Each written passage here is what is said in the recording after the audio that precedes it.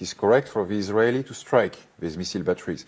But it is really last ditch counteraction, which is authorized by the international law.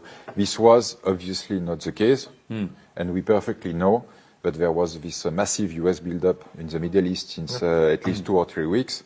So it's quite simple. We are in a case of violation of the international law from the US and Israel, because although they said they were preempting some action by the Iranians, but we have really absolutely no evidence that the Iranians were on the verge of launching an attack, an imminent military operation. But that is tactical, right? Now, immediate tactical development. But gents, understand this. Iran was trying to go nuclear. That's the biggest threat. There's no evidence. That's the biggest perceived threat. One. They repeatedly said, don't enrich your uranium, but they claim they've enriched it 60% already. Now, the moment Iran goes nuclear, what happens to the neighboring regions? All of them would have wanted to go nuclear. Israel would have been the first to say, I want to go nuclear. But Israel is already nuclear power. Yeah, so but they would have had to declare it then openly. Well, they wouldn't. Obviously, they wouldn't, because they are nuclear power already since at least 1967. If not longer, since 1976, they have run a test in southern Atlantic. The complete scenario changing. The governments in Middle East, whether it is Saudi, UAE, you can say Bahrain, Qatar, they have become negative toward Iran. So Iran, as it is, doesn't have too many friends. So you know what we're going to do? What we're going to do is that we're going to look at some of the missile technologies. We've got graphics on that of Iran and also of Israel. So we'll pull those graphics out in just a few moments. But General Pandey, there is finite and limited stockpiles. How is Iran going to augment? Because we saw also, this also applies to Israel, by the way. The Iron Dome was also overwhelmed last time, and we saw some important targets in Tel Aviv being struck by hypersonic missiles that came out of Iran. So both countries have that problem. How do you replenish stockpiles quickly? How does Iran do it, for instance? Rahul, it is incorrect comparison between Israel's industry and Iran industry. What has happened is that a very significant portion of ballistic missiles under storage conditions were taken out at 8 months back, right, during the land rise. So you're talking about Iran right now? Iran. Okay. The second is Israel and US are not targeting only Tehran or certain military bases.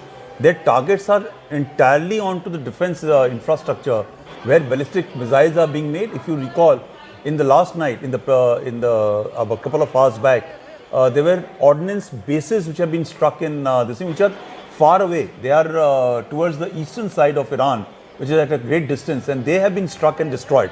So a very calibrated strikes are being done, which is very intelligent from US and Israel, onto the places where the manufacturing of military equipment is going to take place. In case of Israel, while Israel is a smaller nation, it has got a very close, coordinated air defense system, and the Air Force of Iran doesn't have a capacity today even to fly out of his own country. So they have to rely only on ballistic systems. Now you're saying about why is it during daytime? In technology today, day or night doesn't matter. Second is they need to carry out not sneak attacks. They will have to carry out attacks in waves. So when you look at that IRGC saying this is the sixth wave of attack, that means a large number of missiles or drones are launched, something which... Let's have a look at the comparison between Israel and Iran's projectiles, their missile systems, and so on and so forth. Let's project this onto the screen. I think a comparison of their military capacity. So the overall manpower, Israel is active personnel much lesser than what on paper would be from Iran. I think 1/5 of it, 170,000 active personnel on Israeli side, 610,000. So there's not much in it. There's not much in it. I don't think how much it matters whether Israel has that much active, serving personnel. Given the fact this is not a ground operation, and this is not a man-to-man fight in any case. These are all in military. So you wanted to make a point? Ground attacks. Yeah. Ground attacks. The So point these is are- that No, but this is the total aircraft number. 597 on the side of the Israelis, 551. Now, this is an interesting number. There's Correct. not much So to let's choose talk a here. little bit about the air power which is there with Iran is all obsolete. Obsolete. The biggest problem is that what the air power aircraft, is what aircraft is they have an old origin of a Chinese and Russian version. They are not even the fourth generation aircraft. The problem with the Iran is their air defense and air power is far inferior compared to Israel and America. Effectively, they don't have an air force, isn't So it? they depended on what? They depended on ballistic missile and the cruise missile. General So sir. that is what they did it. Countries invest, based on their strength. The strength of Iranians was ballistic missile systems, right? So they have invested. They don't have the sanctions of last about 40 years has ensured that they have not been able to actually build up the technology to take on a good modern air force. The second is when you're looking at the numbers, you're comparing numbers of 14th military power with 15th or 16th military power. They are neck to neck in terms of numbers and whole numbers. But when you add the two carrier strike forces, But look at the artillery and you difference, add sir. about 150 modern aircrafts Does which are this- there in the region. Why then is there it such a changes. big differential where rocket projectors as well as artillery pieces? There's a big difference, and it's sort of Why does veers Iran towards- have much more than Israel? Okay, in this rocket projectile systems, again, I just said that a country decides on a strategy. The country's strategy was not on Air Force because that was a major challenge to build up equipment, train, fly, and so the air defense. By the way, air defense is extremely costly. Firing of missile systems are much more cheaper. So they have invested in ballistic missile system. They have invested in rockets. In this rockets, you're not counting of the Hezbollah rockets. You're not counting what is But with where Hamas. is- That's a very important point. And then you have the naval power, 107-62. So where is the Navy? Why aren't they using No, they have. offshore? They will use the Navy, and I think they have already started using the Navy. How? I believe In what that yesterday capacity? night. No, the Navy is very potent of Iranians. That's the most dangerous element. They got unmanned systems, which can they can have a system which can lay mines, which will block Strait of Hormuz for at least couple of months, if not 2 years, which has been anticipated. More importantly, they got Frigates and submarines also they have. The point is, Yes. this is, you see, remember that as far as Iran is concerned, the number may be there, but they are not state of art. And second thing is that what is Iran capability? Iran Navy is more of a regional because it's more of a defensive. Now, there was a challenge, what they were trying to do, what Iran was doing, when this two aircraft carrier group has come, Abraham Lincoln as well as US Gerald Ford. Now, they were trying to hit one of these ships. And how do they do that? They have a very good water drones. They have got speedboats. That was the challenge which was there with the American, but they have taken care of it. So the point is that as far as Is that also Iran the is reason concerned, why- their Navy is not state of art. Okay, so is that the reason why, sir, the US fleet is sitting in the Eastern Mediterranean and not in the Arabian Sea? Absolutely. So the Out of distance, the- the range of Iranian Navy to strike, right? If you look at only through the rockets and through the missile system which are on these fast boats, they got a range of moving about 150 kilometers deep, and then firing rocket systems or missile systems which are actually flat trajectory, which are much more dangerous because it takes time to pick them up and thereafter neutralize, and they're pretty fast. Yeah. The ranges are about 300 kilometers. So they need to, American carrier group has to ensure that they got a distance of at least standoff distance about 300 to 400 kilometers. While they have the ranges of aircrafts to fly in and Okay. carry out the strikes, but they don't have the ranges. They need to protect themselves, and that is why the distances are there. Well, that's roughly how this equation works out on the ground. But let's go back to those pictures, because what we are now hearing, viewers, is that there's a fresh wave of attacks. So at mid-morning point here in New Delhi, we're getting news that we were getting yesterday mid-evening or late evening, weren't Sixth we? wave is what the Sixth IRGC is calling it. Doha. A few are landing. These Yeah. are also activation of sirens that have happened. Now, the only real damage, which I believe has happened via missiles, Rahul, not via drones, is actually in Tel Aviv. There was already a report of some that had landed till last evening, and I think there are more explosions being heard in Tel Aviv. If we have that may Captain be Vinod captured with by us and if interceptors. we have George with us, I want to go back to both of them. Let's go back to the visuals, Director Saab. Let's go back to the big visuals. And we'll come back, of course, to all these other graphics in just a few moments because we can discuss the various combat capabilities. But here are the visuals. Captain Vinod, couple of questions to you. How do these operations take place? Are they difficult to intercept? Why are we seeing so much terror across significant geographies? We are not talking about just one area like Dubai. Now, this is an extended sweep of the coastline of the UAE states of the Gulf. I'll just take the leaf from what the general was saying. And like I was saying earlier, the missile technology of Iran is no less. It's very potent. In fact, I feel Russians have helped them a lot. Those, mushroom kind of a missile that you see is very similar to the Orshenik missile that Russia has in its kitty. Orshenik is impossible to intercept for simple reason. Orshenik comes at hypersonic speeds. Your interceptor missile is on maximum trisonic. It's only 3 Mach. So how can you catch up with something which is flying at 5 to 7 times the speed of sound with something which is only flying at 3 times the speed of sound? Impossible. So they are those missiles in numbers is less in Iran. Those are the ones which are making it to Tel Aviv unimpeded. Let's get that part aside.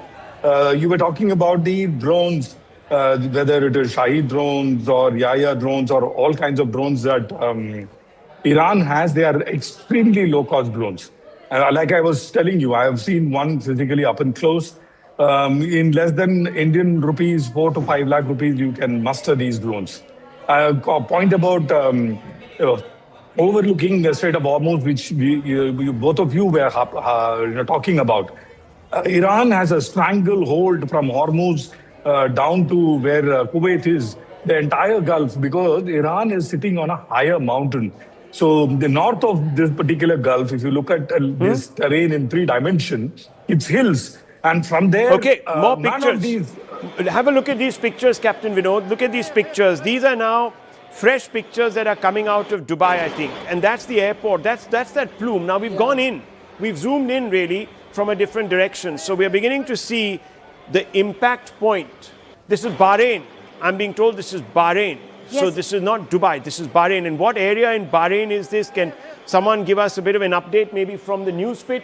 We can have Kanksha come in or someone come in and tell us a little bit more about these pictures. What we do know is that the UAE now is telling us that they've intercepted as many as 136 missiles and over 200 drones. So now that gives you an idea of the scale of the counter-attack that Israel is mounting in UAE or Dubai alone.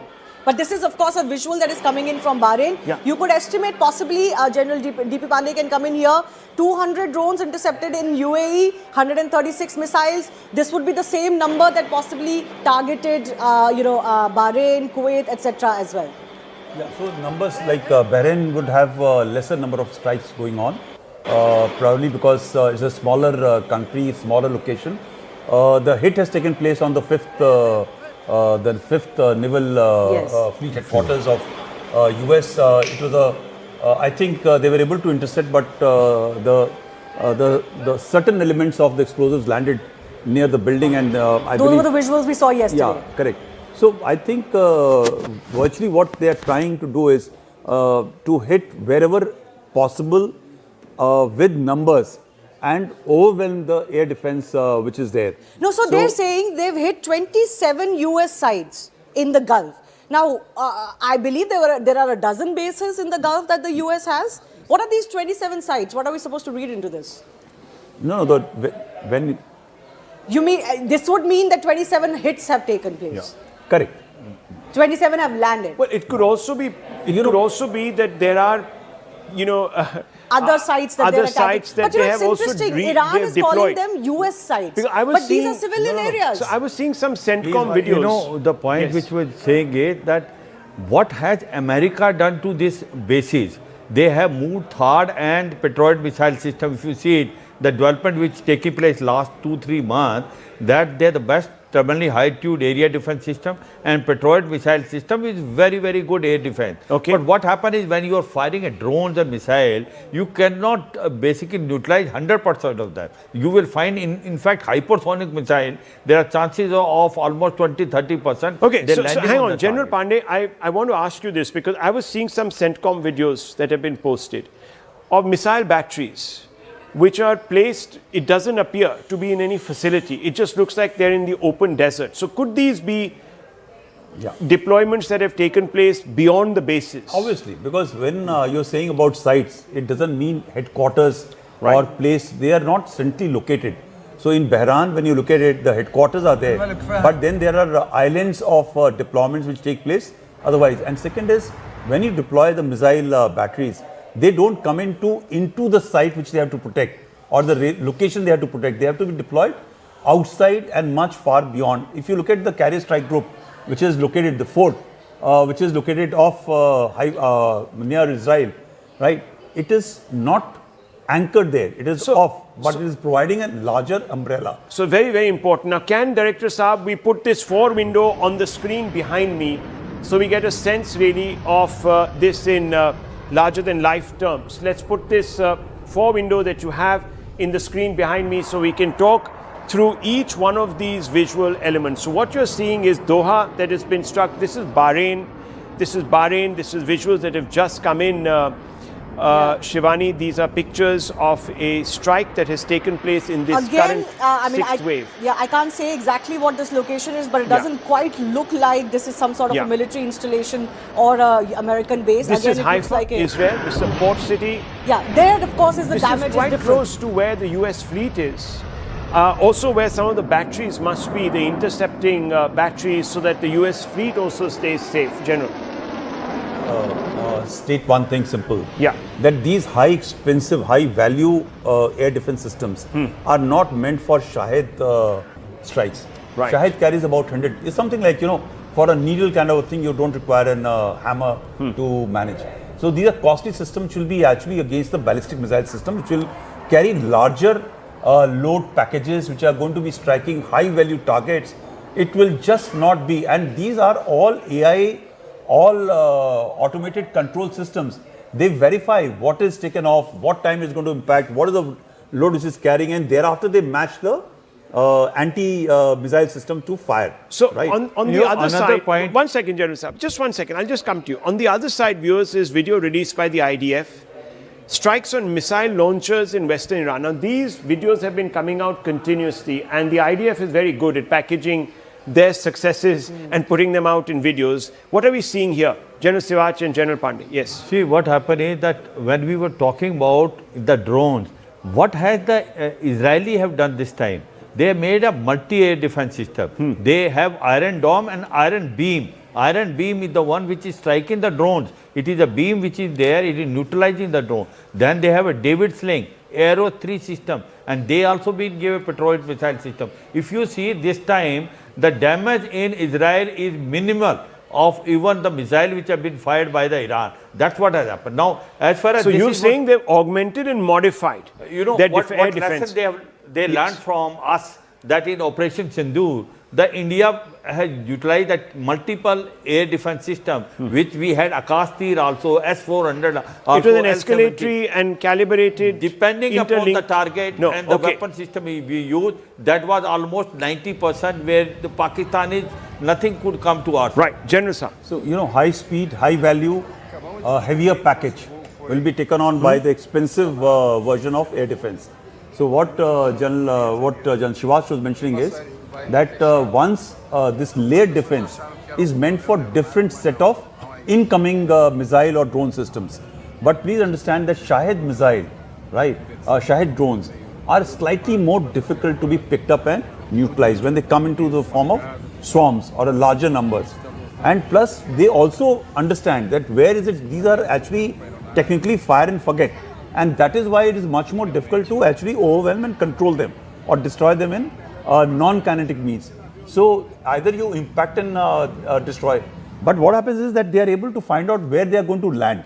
So if they are going to land at a place which has low value, it will be allowed to go through. but the expensive systems will be able to take out even the Shahid drones, even flat trajectory flying at the high value targets. So let's quickly talk about these visuals. This is the latest set of visuals that has come in, viewers, and this is coming from Bahrain. Then you have Doha. This is exactly here. We're seeing again all sorts of projectiles entering the Doha airspace. Now we don't know if these are intercepted residual missiles or they're an actual hit. We don't also know right now if this is drone or non-drone. So we need to have confirmation on that. This is Haifa, Israel. This is obviously the This definitely looks like a missile attack. This is definitely a missile attack. It would have to be a missile attack, and it's going over two airspaces, literally Iraq and Syria. And that's how it enters Israel. But this is also interesting because it crosses, not that there's much of Israel to cross, but it's going from west to east, and it's the eastern Mediterranean. 1,500 kilometers have to be traversed for a missile to strike. There you and go. if they have been able to breach, you look at the speed of that missile. But yet, again, I come back to the same thing. What would be the reaction time, sir? I think it's just about a couple of minutes actually. Wow. So the aim is to actually take it out into the high atmosphere when they reach on the top. That is one of the best places. But when they are actually dropping closer to the target, there's a time they get much more confirmation, and they can use lower end of counter ballistic systems or missile system to neutralize. But is it too late by then? Is it too late by then? Will you have debris that Actually, could what cause... happens is that if they are able to neutralize it, strike, then only the remnants fall. Yesterday you saw a strike which was taking place in which a large projectile came down and hit, and you had people running away from that location. So it was, they were trying to actually neutralize, but they could not. But the projectiles, explosives had not fallen, this thing, they were intact. So it was a localized, not a very high profile.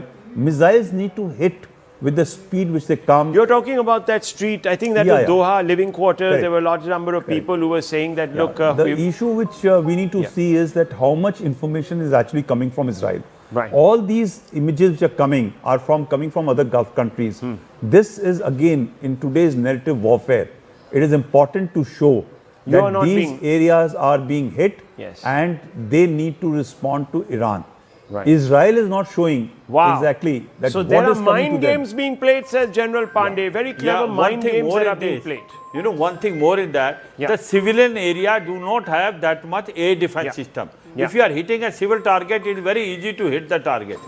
And that is where it is making a difference. When you are hitting a military target, it has got air defense system. That's why you find in Israel, the targets are not been hit, they have been neutralized. In the sense, all the missiles, drones by and large are neutralized. But when they are hitting Doha, they are hitting other places, whether Saudi, UAE or Bahrain, you are finding hit are coming. Why? Because the air defense system is not there in civil area. That hit in Haifa looks pretty serious. Haifa also, yes. The point is that the swarm system which is there, that the drones or missiles, when they fired together, it is impossible for any air defense system to neutralize. Yes, but you know, we've also got updates that in Tel Aviv there are a lot of interceptor, missile, audio, etc. that can be heard, sound, because of the interceptions that are taking place. Air raid sirens are now blaring in Kuwait, after Kuwait is also seeing possibly a fresh wave of these drone or projectile missile attacks.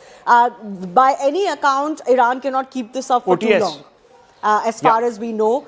So this is going to be possibly a last-ditch effort, and I think by what our experts have pointed out, the harakiri that they've committed by attacking all of these Gulf countries. I'm going to show you what is being targeted now. We're going to get the over the shoulder camera very soon onto this map, and if you just have a look, Shivani, these are some of the areas, and we're just going to get the OTS here. These are some of the areas, and this is a map that has been put out by Iranian state media, which is being reported by the Wall Street Journal staff report. So this is a graphic which we will just put out there. You can see the Erbil Air Base, which is in Iraq, Tel Aviv. You have the Ali Al Salam Air Base in Kuwait. The US 5th Fleet is here in Bahrain. You have in Riyadh, you have strikes there apparently. Al Udeid Air Base, which is Qatar. And then you have the Al Dhafra Air Base in UAE. So let's have a look. Let's come in. Let's come into the frame. Let's go into this and let's hang on to this and show these are the areas that we are talking about. Viewers, this is what I want us to focus on. Director Saab, can you please cut to this camera here? Wonderful. There you can see it. Now, if we can just get the resolution a little better on this, you can see the Erbil air base, which is in Iraq. That's Iran there. That's Tehran. It's pretty much on the same latitude. So it overlooks the territory of Iran. And this is, of course, you're looking at Western Iran. Here is the Ali Al Salam air base. If you can zoom in more, sir, there it is. There it is. And that's Kuwait, just opposite that strait. There's Bahrain, the US 5th Fleet, and there's Qatar, the Al Udeid air base, and there's Dubai. So this map we're just going to put out for you, viewers, on the screen to give you a sense of the geography that is right now facing the strafe from Iran. And that is something that, viewers, we're going to be keeping an eye on. That's what we're going to be keeping an eye on. And these are the areas. These are the areas that are being harried right now by the Iranians. Now, whether this will lead to the Americans and the Israelis pulling back or not, we don't know. But clearly, as of now, they are trying to, at some level or the other, saturate the airspace over these areas, maybe because they are trying to distract General Pandey. The larger weapon systems, the radars of the United States and Israel, maybe they're going to conduct something bigger. Is that possible? Yes. During Lion Rise, one very major lesson which Israel drew, and possibly that led to a certain degree of de-escalation, was Israel's entire air defense systems where actually they fired their best systems quite early on. And that is why, if you recall, in the later stages, the Iranians were able to breach the air defense systems of Israelis and land quite fatal strikes. And this time, I think that is why they have gone for one simple calculation, that they will firstly surge the production and ensure their missiles are the same. And now they will be only targeting the ones which are relevant, which are going to strike high value targets. So this is a change in possibly a strategy which Israel has taken. They need to conserve, because in last about 7-8 months, Iranians knew that they are going to face this war, come what may, because talks or no talks, they were quite fully prepared. They didn't want to change their strategic orientation, and Americans were going to come after them. And therefore, they have done well enough for themselves. Actually, just because they have taken out Khamenei and the top leadership of this thing, the regime has not changed. The response are going to continue, and this is not going to end very well for either of them as of now. Well, let me also tell you that there are some releases that are now being put out by the MEA. So we're going to try and go out to those. We're trying to get connectivity here in the studio so I can open that link up. But I'm just trying to go straight in, because there are updates coming in, advisories mostly.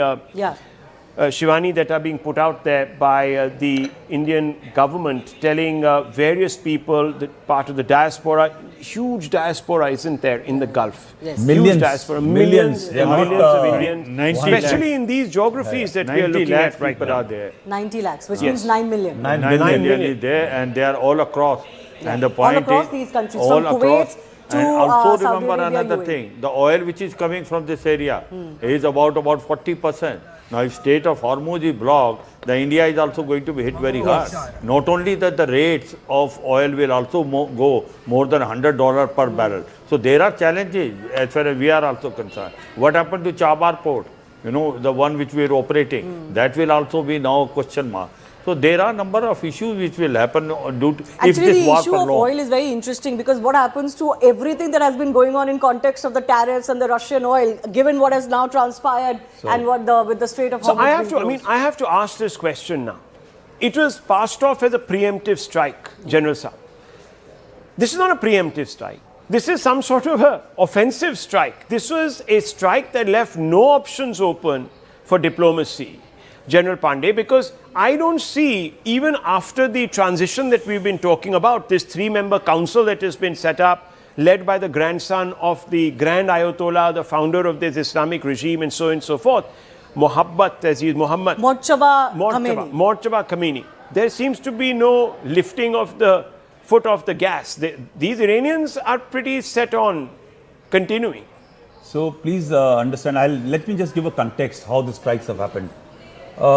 And if I understand, and I have read enough about the Israelis and Americans, and that is how a powerful or intelligent nation should operate. This whole talks, schmozzle, gossip or facade or charade was ongoing to find the right time, right opportunity to strike, right? So while the 10 days talk were ongoing, they struck on the 9th day where some degree of everybody was saying that possibly, and a lot of people are commenting adversely. But I look at it, it was an entire charade in which they wanted to get, when they get an opportunity, when entire leadership is together. Yesterday, the first strike went at the time of 8:15. It was in the morning. Generally, the strikes happen in the night. They went through at 8:15, in which they got entire top leadership of Iranians. So I think they were pretty committed. Committed. On that point, Iranian parliamentary speaker has come out, prepared ourselves for all scenarios. As I said, viewers, the Iranians are not taking a step back. We are prepared for all scenarios, which could even mean a ground invasion, which could mean anything. They're saying that plans have already been put in place, were already in place for a post-Khamenei phase. Well, so they, of course, were anticipating. They were, and they probably, they led him to believe they were so well prepared that he walked into the path of direct fire. In the first strike, he was taken out. But look, viewers, clearly regime change is the objective here, because had that not been, in the first wave, they would not have taken out Khamenei. They would have maybe dropped things around him, softened him up a little bit and said, okay, come to the table, agree to all our terms, open up your country, maybe even step aside. But they haven't. They've actually taken him out. You know, the problem is that when US is talking about regime change, there is not possibility of regime change until there are ground troops which go there. Yeah. Boots on ground is very important. Now when you have such a head, there can be regime collapse. Someone else will take on. There is a succession plan. So thinking that the government which will come... You might carry out a decapitation strike in the hope that others who are more amenable to you. I'm not saying in the classical sense that you are there to guide a process like you were in Iraq. But General Pandey, this is a political choice. I'm just talking about not a military choice. This is a political choice. This is a political attack which has been given the gleam of something bigger. You know, a preventive strike, that is. So as Jan Schwartz said, that regime change doesn't change with change of a spiritual leader or the top leader being taken out. There is a whole structure, there is a whole system which is in place. But what has also happened is, what we are not recognizing is, there is a certain degree of corruption, there is a certain degree of divide which is there already in the country. The people who were supporting the religion, the people with money, the businessmen, business community is not with the regime. While the force power of IRGC continues to remain in the hands of the regime, but yet there is a significant population which is today not with the regime, because after all, they are seeing all this progress and process all across the world, and they were quite unhappy with the falling economy, falling prices of real and stuff like that. So I think please understand, the Americans have gone inside.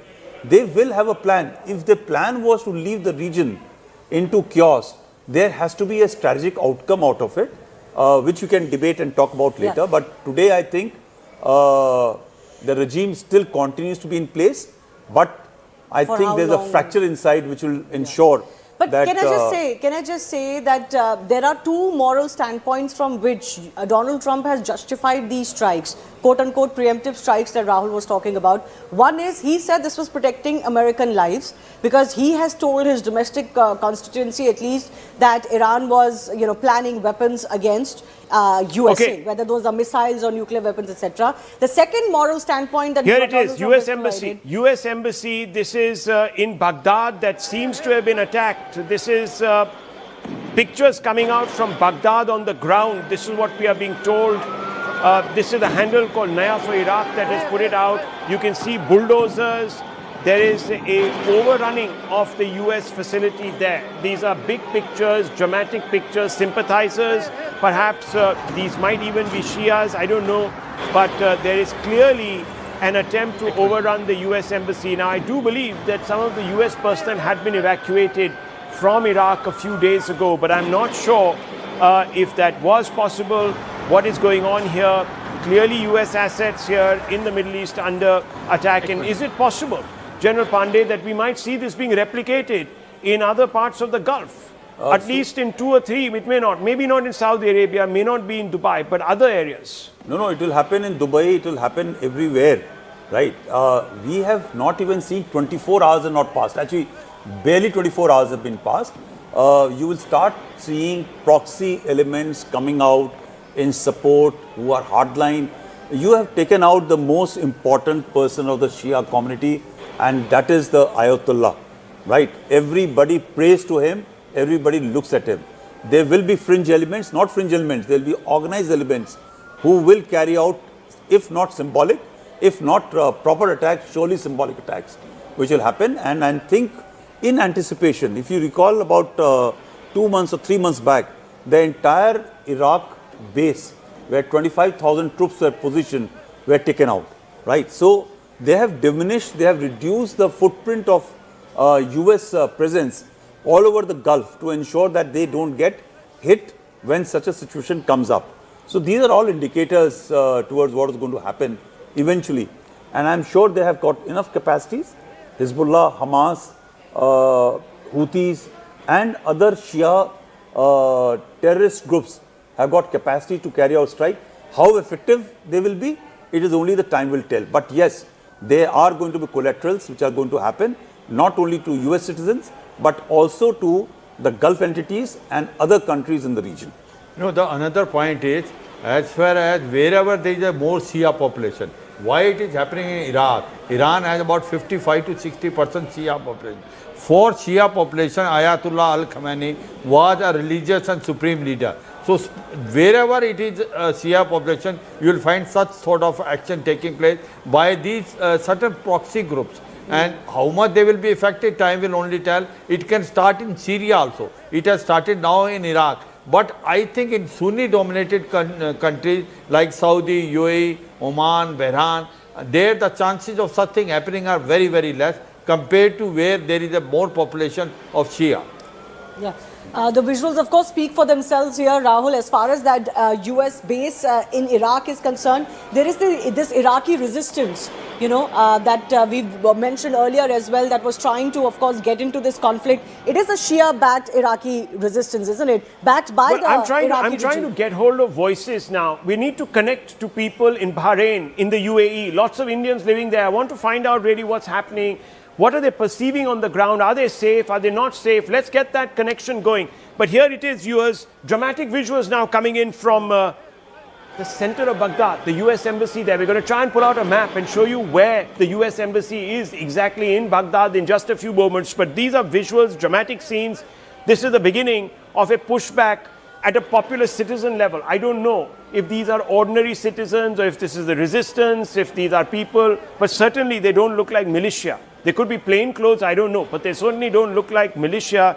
These are people who've taken JCBs and they're trying to overrun a facility there. Whether there are people inside or not, we don't know. But thousands and thousands of people. Being heard. There are explosions. There are all sorts of things possibly happening. Gunshots being heard here. Yeah, so we don't know if this is just a part of an exercise to overwhelm and show others and rouse others around the Gulf that, look, this is what we need to be doing. We are being overrun by Americans. We are being overrun by the so-called Zionists. So there is all of this. And there is also a new warning that has come out from Trump. US President Trump says we'll hit Iran with a force that has never been seen before. Let's go straight across to Siddhant. Siddhant, what can you tell us? Well, that's right, Rahul. So it's a message from President Trump, because there have been several warnings coming from Iran. In fact, Iran is threatening countries in West Asia of retaliatory strikes, and the warnings came from IRGC and several other high-ranking officials from Iran. And now this is the response coming from President Trump. President Trump writes on Truth Social that if they do, we will hit them with a force that has never been seen before.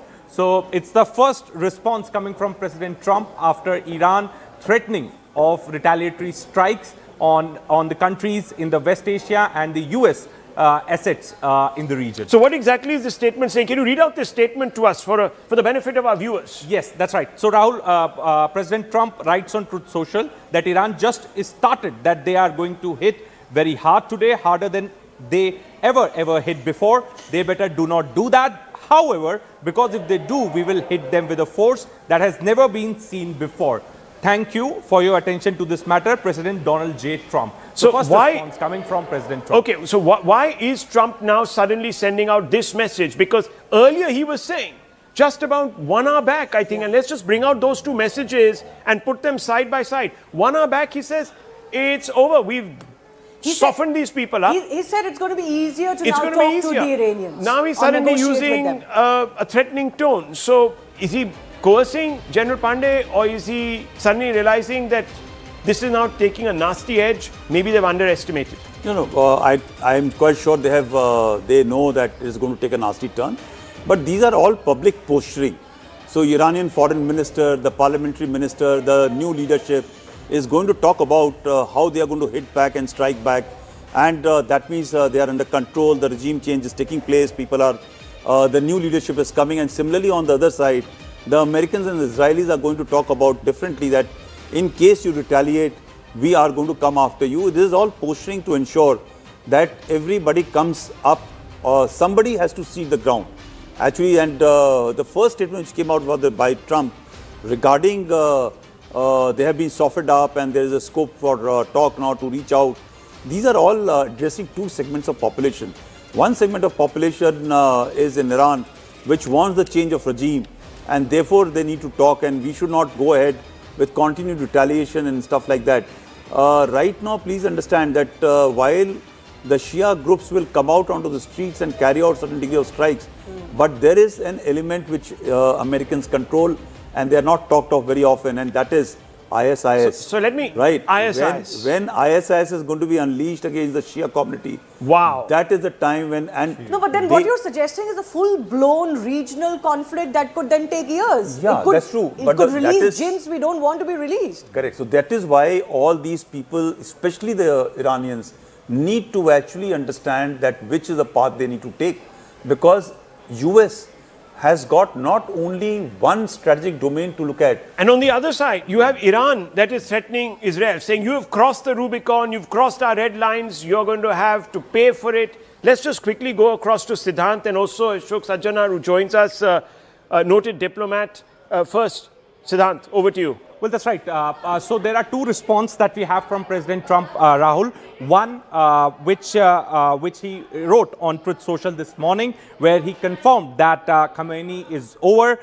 He is dead, and in fact, he says that now they can have immunity. Later, they only get death. Hopefully, the IRGC and police will peacefully merge with the Iranian patriots and work together as a unit to bring back the country in the greatness it deserves. So this is what President Trump wrote this morning. Now he has come up with a warning. In fact, he is threatening Iran that if Iran, IRGC and the forces decides to attack US interests or the countries in West Asia, then he is now threatening that because if they do, we will hit them with force, and that has never been seen before. So this is the second response coming from President Trump. In the morning, he said that everything is over, everything is done. Now, the forces, IRGC, etc., should support the Iranian patriots and join them.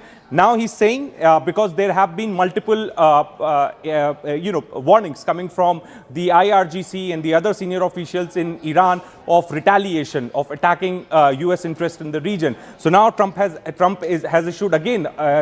issued a warning saying that if they will do this, then we will hit them with a force that has never been seen before. But on the other side, the Iranian parliamentary speaker Rahul is saying that the time for final revenge has come. So the tone and tenor in Iran has certainly not gone down any notches. If that is what the American president was expecting, maybe what he said earlier to CBS News about that it will become much easier to negotiate or talk to the Iranians was also giving them a hint that if you tone it down, it will be easier for you. Meanwhile, but that's not happening. Meanwhile, I'm going to show you now visuals. So Lucknow, Srinagar and Kargil now, viewers, Shia as well as other sympathizers of the Iranian regime are out on the streets protesting, and they are protesting loudly because they believe that their spiritual leader is no more. Viewers, this is pan-Islamism of a kind that is completely out of sync with India's secular ethos. The people that they are celebrating are not individuals who in any way represent the ideals of our constitution. So this is a disconnect, viewers, which I feel should not be tolerated. These protests should be actually controlled, shut down, because the last thing we want is a restive population here that is trying to milk this for political gain and create instability in our country. This should be stopped. This should be post-haste put an end to. All of these are pictures now coming from different centers. So you have Kargil, you have Srinagar, you have Lucknow, you have all these centers. General Pandey, what is going on? This is ridiculous. These people These are men and who are women out, wailing with the pictures the women of the... who are wailing here are the same women who in Iran were butchered, massacred for standing up for basic rights. What is going on? So, Rahul, you are handing me the so-called hot potato to answer. No, we must question. take it But on to be as candid, as what has patriots. happened is that there are communities within India. It's not only the Shias, but many communities in India who draw their ideological moorings, not only ideological moorings, but political moorings from across the world and not from our civilizational history. This has been allowed to be nurtured for political gains for last about 70 to 80 years in our country, and suddenly for the present government to change that line of thinking is impossible. So I guess it is sporadic. It will blow out. Okay. It should be allowed to be released rather than getting contained. Okay, so you installed. believe let them let off their steam. Okay, viewers, I want to bring in Ashok Sajjanhar. Thank you. Good morning, sir. Thank you for being so patient with us. It's been a crazy last 24 hours to be very honest with you. No one thought we would get up at 3 in the morning. I was woken up at 3 in the morning to be told there's been a decapitation strike on Khamenei. Was this really a preemptive strike then, Mr. Sajjanhar? This doesn't look like a preventive strike to me. This looked like something greater. Thank you very much, Rahul, for having me. You know, I compliment you that you've been up since 3 o'clock, but still, you know, your levels of energy and enthusiasm continue to be as strong as ever. So my compliments to you. Definitely not. It was not a preemptive strike. It was an all-out war. It was an all-out conflict. I think the preemptive strike of any nature would have happened last year in June when the 12-day war took place. This was, after Bibi Netanyahu visited Washington, D.C. and he had conversations with Donald Trump. Both of them decided what the plan of action was going to be, how they are going to do it in concert. If you permit, I'll just make 2 more points. Number 1 is, there are 3 segments who will definitely rise up wherever they are against the action that has been taken by Israel and the United States, particularly in terms of taking out Ayatollah Ali Khamenei. Number 1 is, of course, the Shiite population, the Islamic population, as far as, those who are extremist Islamic in Iran. They will, of course, continue to oppose whatever is being done by US and Israel, because it is an existential threat as far as their own survival and their own continuity is concerned, because they have invested, they are identified so very closely with the regime that was being led by Khamenei. Second thing, as far as the Shiites are concerned, the world over, you talked about India, we've spoken about, in Iraq, there is a very large, around Basra, at the estuary of Tigris and Euphrates, there is a huge population of Shiites. And that is why you remember even in the Iran-Iraq war that took place from 1979, etc., there was a lot of support for Iran even from those sections of Iraq. So wherever they are, whether it is in Iraq or they are in Bahrain, mind you, there is a significant population of Shiites in Bahrain also. So they will definitely rise up because their supreme leader has been taken out. The third element is the elements of the axis of resistance that have been there, that have been set up by by Iran, whether it is in the Houthis, whether it is the Hamas, whether it is the Hezbollah, or it is in elements of Syria, in Iraq, they will also rise up. So I think we should be quite prepared for that. I'm sure Israel and the United States would have been quite prepared for that, and they will deal with it appropriately. These are sort of, just the changes that are taking place. Now, what Mr. Trump might have expected, that his exhortation to the people in Iran to rise up. But they need a leader who they can, come behind. But there is no leader. So that is why, if you have no plan for the day after, the situation is bound to be messy. And this is what I had mentioned on your channel yesterday, that this is what we can expect. There is going to be very messy things happening in Iran. Rahul.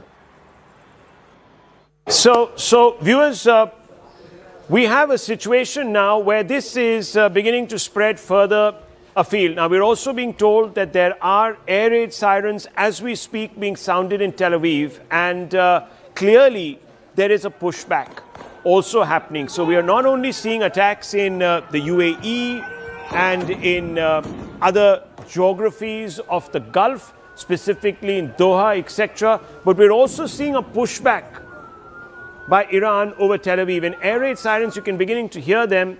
Friends, you can hear them in the background. Those are being sounded across Tel Aviv. And we just were speaking with George a few minutes back, whose daughters are in Tel Aviv, and they are still in the bunkers. They are right down there. Sanjay Suri, our man in Tel Aviv, is also in a bunker. We're going to be connecting with him very soon, in another 20 minutes or so, when things become a little calmer there. Right now, all communications cut off. But these are the pictures that we're getting from different parts of the Gulf. And Tom Cooper is here with us. Adrian Fontanellas is here with us. Both of them are military historians, experts. They know this game inside out. So, Tom, what are we seeing? Why are we seeing these geographies being struck? I mean, look at these. These are drone attacks, we're being told. They're causing a bit of damage. Is this psychological damage more than physical damage, or is it both? And why are these areas being targeted? What we actually see is just a little bit of what is going on. We see perhaps one or two drones here and there, but actually there are dozens of drones. We see perhaps one or two missiles coming down, well, actually there are dozens of missiles, but many are shot down before they reach their targets. So what Iran is doing is precisely what Iran was planning to do all the time, in the case that it finds itself at the end, at the receiving end of such an attack like these days. It means for Iranian leadership, all the red lines have been crossed, which is granting Iran the right to strike back with all means at its hands. And this is primarily missiles and UAVs. Therefore, it's now striking on all the countries housing US bases within its reach. It was working, for example, even on a missile to strike Diego Garcia. It hasn't got such a missile, therefore it's striking over shorter ranges. And what is easier to hit for Iran, but US bases or countries housing US military forces within the Persian Gulf, for example, and the Gulf of Oman. So let's have a look at the map here. I'm not an expert at this, but just have a look at this. This is where Iran is, Adrian. Yes. And General Pandey, both have a look. This is the Gulf we're talking about. This is the Strait of Hormuz. At some points, it's only 20 miles wide. It's shallow also at some points. It's the mouth of the Strait of Hormuz. All of this has been, according to reports that have come in, blocked off by Iran. And over VHS, they announced VHF frequency. They announced to everybody to keep clear. No ships are coming in and out. Yet Iran is being able to target some of these bases which are in these areas, the US bases. How can they be doing this when it is presumed that the US bases would be well guarded? It is an excellent question. I can explain it very, very easily. Can we zoom in? Yes, we can zoom in. I think I don't know how to operate this very well. I'm not somebody who it's not happening. Okay, it doesn't matter. Let's do it this way. Yeah. If we pay attention at the Iranian geography, there are tall mountain chains, for example, along the coast, which means that the Iranians can hide their missiles behind these mountains from the view of the Americans or the Israelis. Which means, in turn, in order to find them, the Americans have to send UAVs over Iran, which are then shot down by Iranian air defenses. And there are already reports about shooting down several UAVs. So you're saying that these guys here, Yes. the Americans will send UAVs Yes. across here Yes. to find out where some of the offensive capabilities Yes. of Iran are. Exactly. Right. On the other hand, the Persian Gulf is so narrow that when you are flying along this side, let's say at 10 or 12,000 meters, you can see all of Iran on the other side and the other way around. So whoever is flying, there are also Iranian UAVs operating over the Persian Gulf, sees what is going on the other side. So it's easy to target each other for both of them. The question is, how long can Iranians hide their missiles or missile launchers and continue striking, continue firing them at targets of their preference? So what we've done also, and we're going to pull out those maps and we're going to project them. And Adrian, I want your view on this. So we're going to put out that map of where Iran has been targeting these Gulf nations. We're going to put that map out in just a few moments. The director is going to do that. These are the pictures now coming out of Bahrain and so on and so forth. And there it is. Adrian, what are we seeing here? Why are countries like Qatar, Kuwait, and of course Israel is back here, so it's obviously being hit. And this is, we're talking about Iraq and Syria. So these are geographies that are being crossed. How is all of this happening when you would expect the US fleet, which is somewhere off the coast of, Here, there as well as the Eastern Mediterranean. and Eastern Mediterranean, not being able to intercept all of this? Okay. So I would expect it to be, to me, a matter of size of salvos fired by the Iranian. Since yesterday, because it is important to make a distinction as Iranians have a limited stock of middle-range missiles which are able to reach Israel and Jordania. And this base used by the U.S. Air Force in Jordania, and it's looking like since yesterday that the Iranians are firing continuous salvos or a limited number of ballistic missiles, but all the time, probably in order to force the Israeli and American to expand their long-range anti-ballistic missiles interceptors. And now we are seeing that some of the Iranian missiles are coming through, striking Israel, and there was some impact in this airbase in Jordania too. So this is for the long range. And for the short range attacks, that is against the US bases in Bahrain, Qatar, the Emirates, then it is, I guess, my impression, it is quite important saturation attacks. The Emirati said that yesterday alone, at least 136 ballistic missiles as well as 200 UAVs targeted them. And they spoke only about the Emirates. So, so we had to have had Qatar, Kuwait, which were probably on the receiving end of hundreds more of such. You wanted to make a point there. You wanted to add to what he was has saying. pointed out 200 missiles just on United Arab Emirates. Yeah. So you have to count additional against Qatar, against Bahrain, against Kuwait. And these are short-range missiles. I said they are fired from southern Iran, from along the coast, probably from... It's relatively easy to dig a hole, hide the launcher inside that hole, inside the mountainside, pull it out, fire the missile, and hide it into the hole, move it back into the hole again. This is what they are doing right now. The Americans, in turn, are trying, their primary strike yesterday was to hit the IGC bases, to command nodes, communication systems. So we should open out the map on Iran in just a few moments. We'll show you the locations where in Iran that have been struck, and you can talk a little bit about the significance of those locations. Viewers, we're talking at a time when the Iranians have launched a sixth wave of attacks. And they're saying that these attacks are beginning to target sites in this part of the Gulf, which is the UAE and Oman.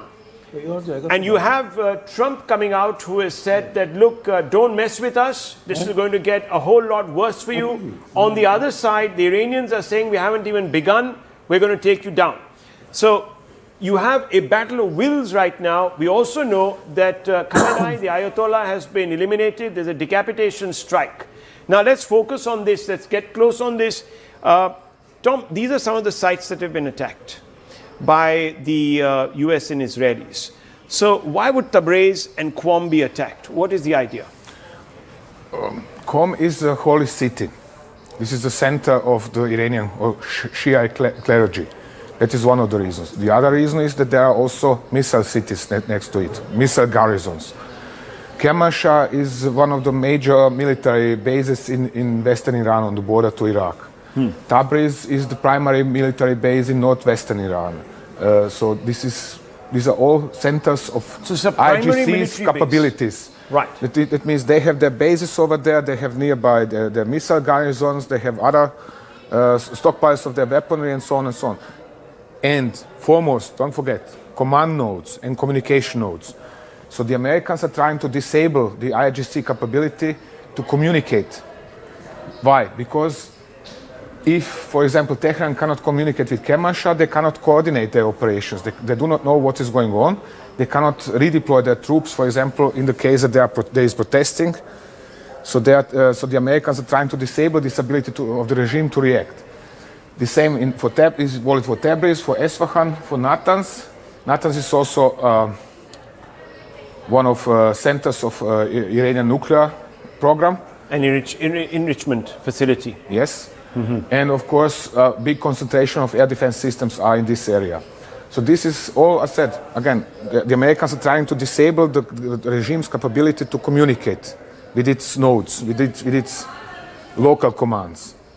Why? Because the better they communicate, the better coordinate they are. The better coordinate are their strikes against Israel and against US bases in the Persian Gulf. What is here then? This area looks like it's not been targeted too much. What is here exactly? Yeah, this is one of the biggest surprises, actually.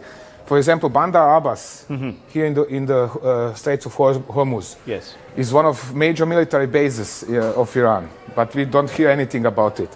Shabaha, here in the south, is the biggest, well, incomplete, but one of the biggest ports in Iran. Yeah, and that port is important for Indian strategic interests, because just here is Gwadar, which is also, of course, hypothecated to China and Pakistan. So that Gwadar and Chabahar were very important strategically. Yeah. But here, unfortunately, we have not heard about much action. Nothing at all. That is what is surprising me. Also, there are no reports about any kind of US or Israelis cannot reach this far. You were talking about Kermanshah. I want to go straight across to footage that is just coming in. Military base in Kermanshah. Look at these pictures. What is happening here? How are we seeing these massive clouds? I haven't seen this. This is obviously taken from a car. This is black clouds. This means the fuel is burning. Right. Essentially.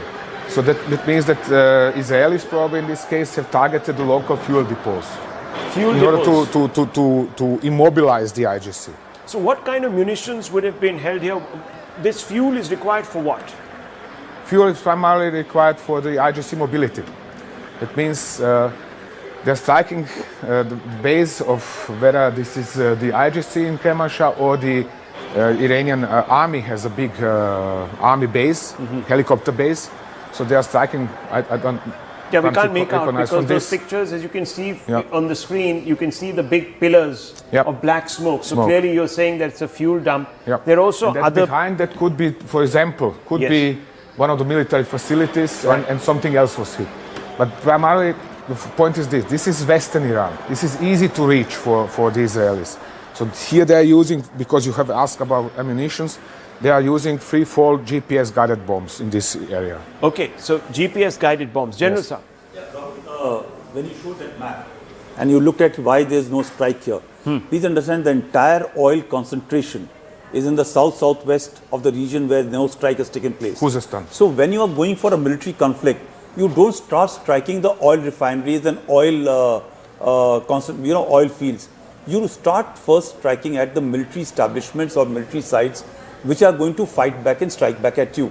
So right now the first step which the Americans and even Iranians will take is to take out the radar systems, command and control systems, the ballistic missile storage systems, the ordnance systems, the systems which are going to feed into the machine of this thing, not on the economic system, right? Bandar Abbas, Charbahar port will come much later when you actually want to alienate the population of Iran.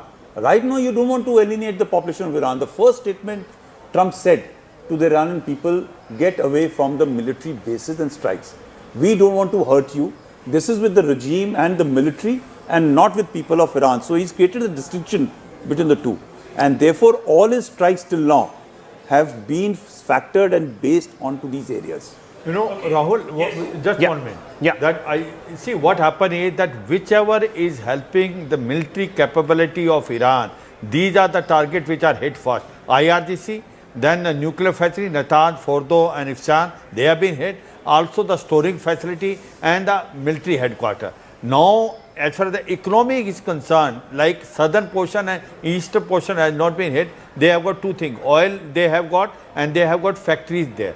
So they will hit possibly, if they hit now, what will impact? It will impact the oil prices of the whole world. So they don't want to hit. It is not going to add on to the military capability of Iran. As on today is to basically ensure that the paralysis take place as far as the military capability of Iran is there. Big breaking news coming in, viewers.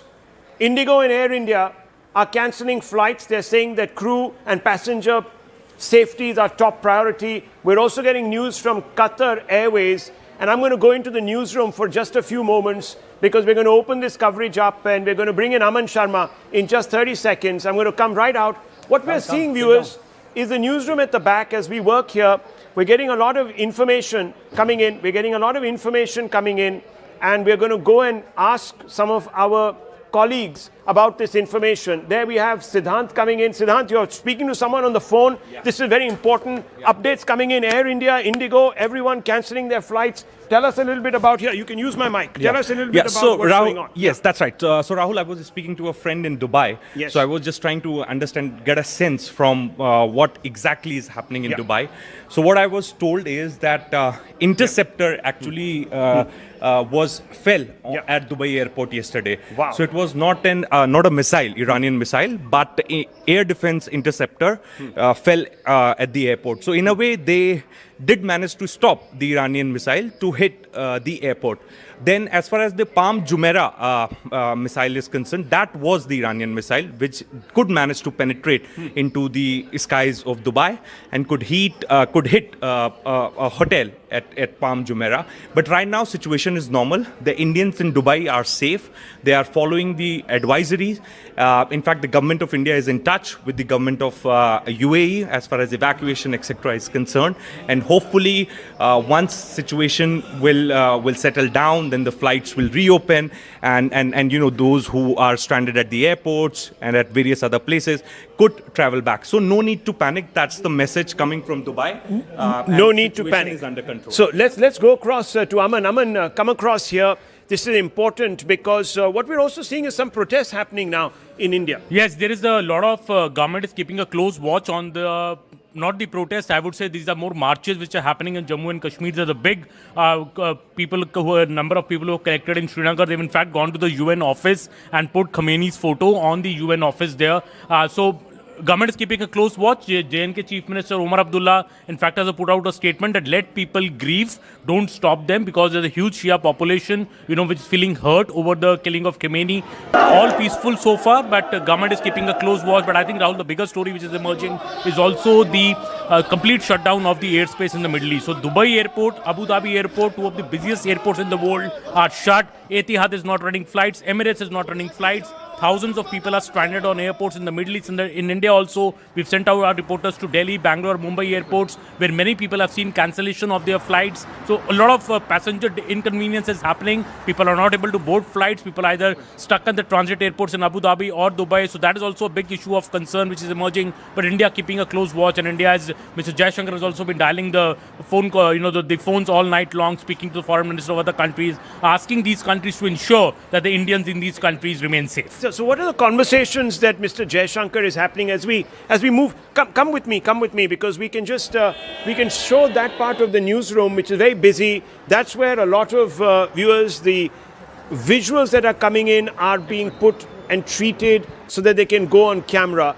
So that's an operation that is going on here also. But Aman, you were talking about what the MEA has been doing, and I'm going to come across to Chetan also in just a few seconds. But yes, the MEA making a lot of calls, and the foreign minister putting out a lot of information. See, Rahul, what is happening is that this is unprecedented, that civilian areas in Dubai, Abu Dhabi, Doha are being targeted by the Iranian forces, and we have a huge Indian diaspora which lives in the Middle East. India is obviously very, very concerned about its the safety of its people there, and that is why Mr. Jaishankar has called up his counterparts in Abu Dhabi. He's called up in UAE. He's spoken to them in Bahrain. He's called up every foreign minister in the Middle East, asking for one reassurance that Indians there should remain safe. It is not possible to evacuate anybody right now because the entire airspace is cut. But India's main priority is that Indian citizens should not get harmed in this conflict, and they should remain safe. All these countries have assured that, but of course India is concerned about the safety of Indians abroad, especially in the Middle East. Well, come with me. We're going to go up to the desk that looks at social media to see what is really trending as of now. Good morning. How are you? Good. How's it going? It's very chaotic, but it's going great. So what are the trends right now? What is social media talking about? What we can see is US and Israel strike Iran, kill Khamenei in Operation Epic Fury. I think this has been... And then I can see the Srinagar Shia Muslims mourn Khamenei's death in US-Israeli strikes. So there's all that happening also. It's very interesting. Yes. Elon Musk has also tweeted that this has been the largest that people have used Twitter today. So it's been really chaotic. So X is seeing the highest ever traffic today. That is what Elon Musk is tweeting, that X is seeing perhaps the highest ever traffic due to Khamenei's killing. Does he ever waste an opportunity to blow his own trumpet in one sense? Always see the business side to things. Absolutely. And very interesting that the Shia protest in JNK is also trending. So I think that is something that we were discussing earlier. The government keeping a close watch.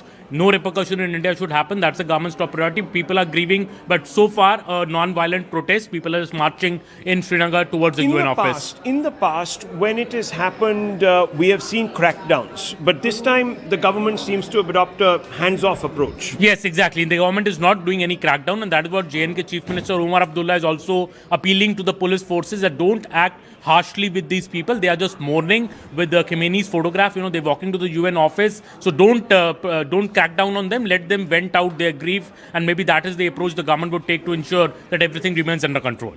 Let's go across to Chetan. Chetan, let's follow me. This is the newsroom. We're reporting constantly on the updates. This is the engine where things are taking shape right now. Chetan, what are you showing us here? I was trying to show you what Aman was mentioning, that the entire airspace, you can see the entire airspace from West Asia, from this area to Iraq, Iran, everything is shut. There are no planes, zero, nothing is there. And the same I can show you from a tweet from this guy. The Strait of Hormuz. All of these ships, this area is closed, completely shut. All shut, is it? Yeah. And you can see all those ships are blockaded, so in the bottleneck. Everything is shut. You can see that this neck is closed. So everything, the busiest route, as they say, is shut. And that's going to create a lot of problems for energy security. Aman, that's going to create problems, isn't it? And we're going to bring in Murli also, who's looking at putting out videos, and he's of course heads the entire output of CNN News 18, the man who's been here from 3 in the morning. That was some call, 3 in the morning. We had a conference call, Murli. You've been here from 3 in the morning, and that really was something that shook us all. The Khamenei incident, and at that time it was only Trump tweeting. Yeah, it was kind of chaotic at that point of time. I think we got into a quick con call and huddle, and we spoke how to get things rolling. We wanted Aman was the first to respond. Of course, at the screen we had Suri from Israel, who was giving us the first respondent, who was also the first respondent from Ground Zero. He was giving us all the information regarding the, the elimination of Khamenei. But as it was all building up overnight, and we were just waiting for the confirmation, and eventually when POTUS tweeted, all hell broke loose. So it was, and it has been quite hectic since morning, and then we've been trying to catch up with a lot of stuff. A lot of things happening on the YouTube front as well, so we're trying to put out everything. Aman, of course, is the guy who feeds the entire back end. So all inputs come through Aman. He's the gatekeeper of news into the channel. Now, Aman, we got to ask you this question. Are you surprised that the Indian government hasn't taken a more assertive stand? And of course, we have with us Siddhant also, who looks after the MEA, so I'm going to bring him into this. But what do you make of the Indian government's posture? I think Rahul, they're just trying to. Indian government is as always is trying to play a very delicate, fair line. You know, we stand for de-escalation. So we have told both. In fact, Mr. Jaishankar called up his counterparts both in Iran and Israel last night itself and has called for de-escalation. India has also expressed its concern over the situation right now. And I think India is the most concerned about the strikes on the civilian areas in the Middle East, because that is what really directly affects us. As I was saying earlier, there's a lot of diaspora population there. We don't want Indians to get hurt in these strikes which are happening by Iran. We all expected that Iran only will be attacking the defense installations, the US bases in the Middle East, but I think Iran has gone a bit further, a lot further. Is it the case that Iran is turning rogue because their top leader has been killed? I know nobody really is in control and they're attacking airports. So, Rahul, it's very surprising that they have attacked the Doha airport, they've attacked the Kuwait airport, they have attacked the Dubai airport. Dubai airport, in fact, saw the biggest explosion just a while back. So why is Iran attacking airports is a very, very perplexing thing. Do they want to cripple the aviation sector in this entire region? Because it will also, all the major players, be it Etihad, be it Emirates, all these major world players, if you shut down Dubai airport, Rahul, it's the busiest airport in the world, you're effectively shutting down aviation in nearly half of the globe, because that's a major transit airport. So I think these strikes, that aspect I think has taken us by surprise, because we never expected. Last evening we were talking about that, they will attack the US bases, but now I think it's expanding even further, and God forbid if the NATO gets involved in this. Breaking news coming in. Fresh explosions have been heard in Dubai, and that means, viewers, that this crisis is deepening and widening as we speak, because there is no let up. We were just showing you how the Strait of Hormuz. Let's go back into the studio to look at the big visuals there. We're going to go back into the studio. This is the newsroom, viewers, and I'm going to go straight to Tom Cooper and get a sense really of what is happening. General Pandey is there with us. You can see them in the background there. General Sivach is there with us. Adrian Fontanellas is there with us. We're all trying to cover this. Let's go in very quickly. Big breaking news coming in now, viewers. Dubai hit once more. So this would be the 7th or 8th wave, and Dubai bearing the brunt. And we've shown you how Dubai is really just across from the Strait of Hormuz, from the coast there of Iran, and it's easy to target them. And they obviously are in the direct line of fire. Lots of Indians there. The airspace shut. We just showed you all of that. I want to go straight across to Tom Cooper and General Pandey to get a quick update from them on how this is going to play out. So, Tom, this is looking a little more intense than we thought yesterday, because these Gulf nations are pounding. And they're small, they're tiny. This city was part of a big transformation to move away from the oil economy, to move away into the services economy, to move into the AI and technical economy. And if these engines, these were the tigers of the Gulf, the new tigers economies of the Gulf, if they're beginning to take a pounding, this is going to have a new implication, isn't it? Well, obviously, yes. It is an ironic situation that the US and Israeli government have had it easy to start a war, but have no idea how to end it now. And obviously, most of the local rulers didn't expect this to develop this way. Therefore, they have granted bases to US forces. And of course, now they are at the receiving end of Iranian retaliation. This is, from my point of view, absolutely logical and to expect. But apparently, nobody over there expected it. So the question is, how responsible are they for defense of their own states? Why ignoring what is obvious? Why not taking care to protect the people who are living and working there? Sort of widen the theater, stretch the capacities of Israel and the US to try? They do not care.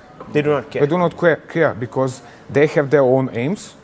One of these was to start this war. And what happens after, they are going to blame somebody else.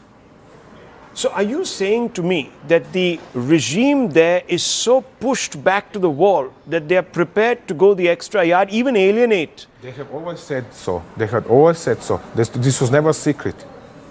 That if they have their own red lines, the Iranian regime, and they say, they have always clearly said, if you attack us in this fashion, like Israel and United States have now done, then they are going to retaliate precisely in this fashion. That was never in any way a secret, because the IGC was always publishing Okay, so we're just hearing that Iran's temporary leadership council is going to be formed today. So General Pandey, I have to ask you, and I'm going to bring in Adrian also, and General Sivach. General Pandey, we knew that the Iranians were not going to give up as easily as perhaps the Venezuelans or even the Pakistanis is, to be honest, during Operation Sindoor. So we knew that. Now, are you surprised that these individual Gulf states have been caught so flat-footed? This is damaging optics. This is also going to shake public resolve, and it could also turn public opinion. After all, there is, to some degree, a pan-Islamic brotherhood. And we've seen what is happening in Baghdad on the ground there, where the US assets are being overrun, the US embassy has been overrun. Yeah, okay. I will not like to call it as overrun, but yes, they have been targeted. I think the Gulf countries had thought that in case they don't allow their airspace or bases to fire missiles or carry out operations against Iran, they will be left untouched. Unfortunately, I think, and I disagree with my fellow panelists on this, that this is a strategic biggest blunder which Iran has done. While they have an affinity in terms of Islam in the region, but larger number of people have understood that they can't continue to live off the oil economy, they cannot continue to live off the petrodollars, and there is a requirement to move away to a well-integrated modern systems which was drawing the world towards these few countries like the Gulf countries like in Doha, in Dubai. And there was a transformation which was taking. While I am sure the leadership in these countries were well aware that the environment is not secure, but they have sold the pitch. And if you recall, even in India, the communities were saying that it's far safer to go to Dubai in terms of not only investment, but in terms of street violence, in terms of safety of women and but men. now all of that is going to be sort of up in the air. Absolutely. People are going to be sort of looking over their shoulders, this unpredictability, who was instability. not happy about what was happening in the Gulf country? There was only one element which was not happy, and that was Iran. Well, in that, the US is surely complicit by ensuring the sanctions, getting on to the economic, making them economically so down that Riyal has got just no value. But yet, if the strategic orientation of a country continues to remain into a Cold War era environment of destruction of Israel or US, No, but I obviously think there is a will be some military consequences. objective at play here. Tom Cooper. Military objective. It is a clash of ideologies, actually. You have in India here an ideology of dialogue, of meeting people, talking with each other, communicating. And somewhere else, people do not want to communicate, but they want to impress their own will upon everybody else. And this is the system over there. We have actually one dictatorship in Iran facing 6 or 7 dictatorships in Gulf Arab states, plus de facto dictatorships in the United States and Israel now. So nobody of them is particularly nice or friendly or some great guys or whatever. So Shivani, what's the latest coming in? Yes, of course, as far as the aftermath of these strikes is concerned, we are seeing large-scale disruptions in air travel. So not just in India, where a lot of flights to and from Middle East, and obviously those that go across the Middle East, all of those have been either disrupted, cancelled till tomorrow, till March 2 already. Disruptions and cancellations have come in. But you also have a lot of Indians, particularly in the Middle East, who are now stuck in those countries. Many of them were actually trying to fly out till before these strikes happened, and airports have been struck. So therefore, they just cannot fly out right now. Think about the economic costs here. Now look at this footage that is coming on IANS. And Adrian, I'm going to come out to you. Listen, you're going to start hearing, viewers, sirens going off in Tel Aviv.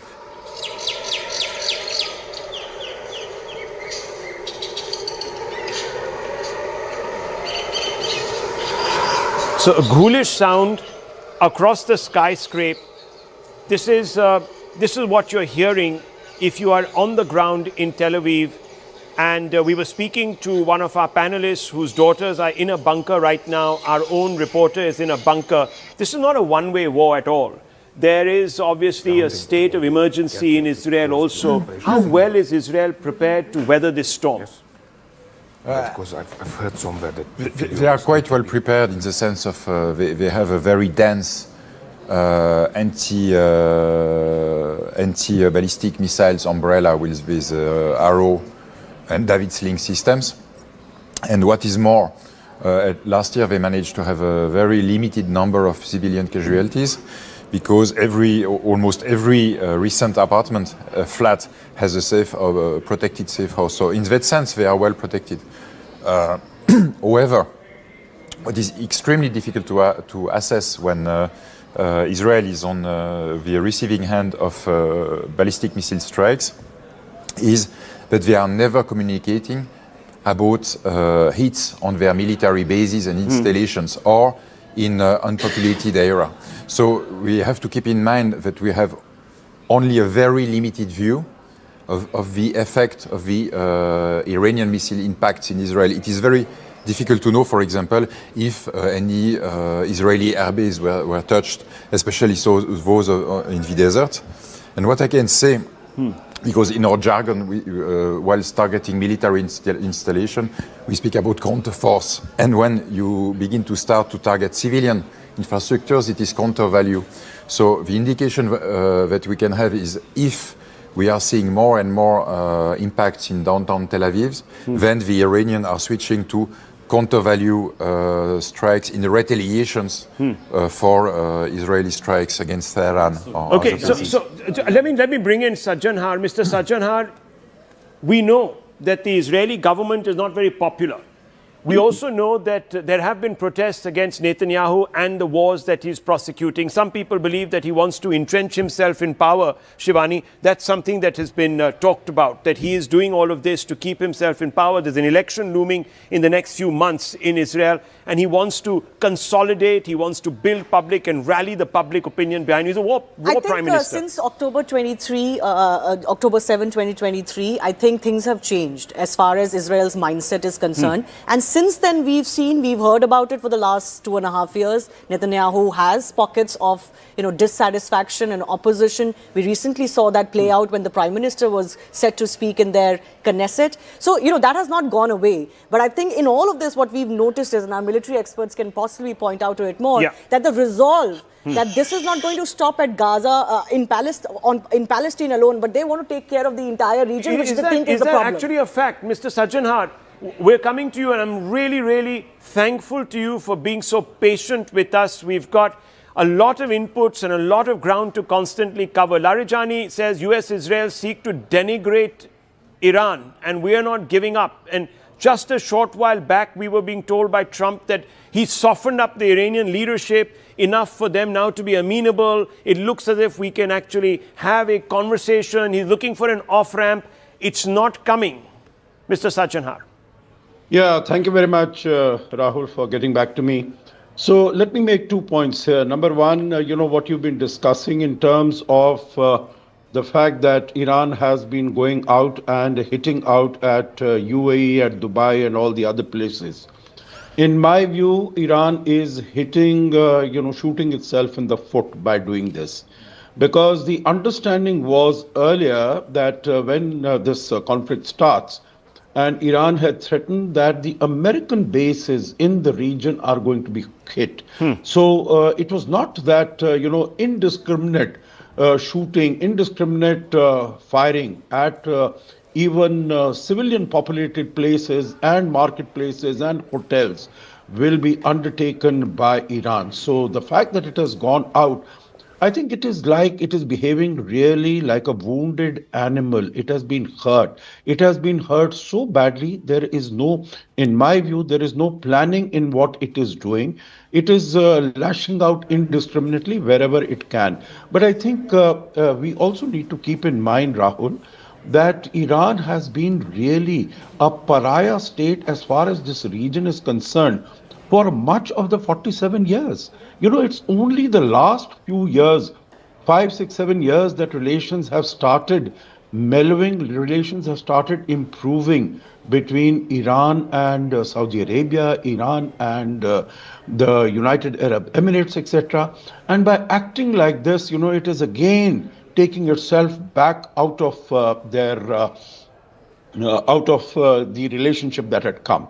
The second point here is, I don't think there is going to be any softening as far as the current regime, the question you asked, current regime in Iran is concerned, because they owe their existence to the infrastructure that has been created by the Islamic Republic.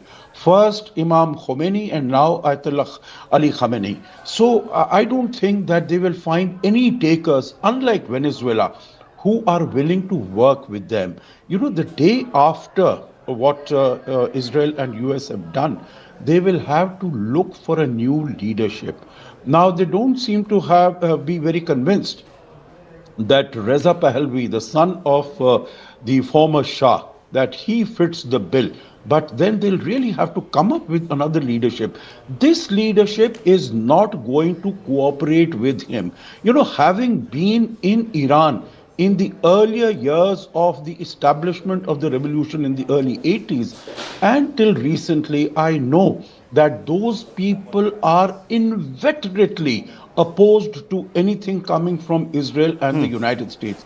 Even today, you hear chants of Marg bar America, Marg bar Israel, that is death to America. And they call America Shaitane Buzurg, the big devil, and Shaitane Kuchek, that is Israel, that is the small devil. So, they are not going to compromise. You don't think so? You don't think, Mr. Sajanhar, that you're going to see some pragmatists and realists coming now into power, seeing that, look, we could be the next Gaza. You could turn Tehran into Berlin of the World War, of the Second World War. It could be completely reduced to rubble. Do you not see these people sort of realizing that this is a one-way street to Armageddon? No, they don't. You see, you must also understand, Rahul, in Shiaism, martyrdom is a very big objective.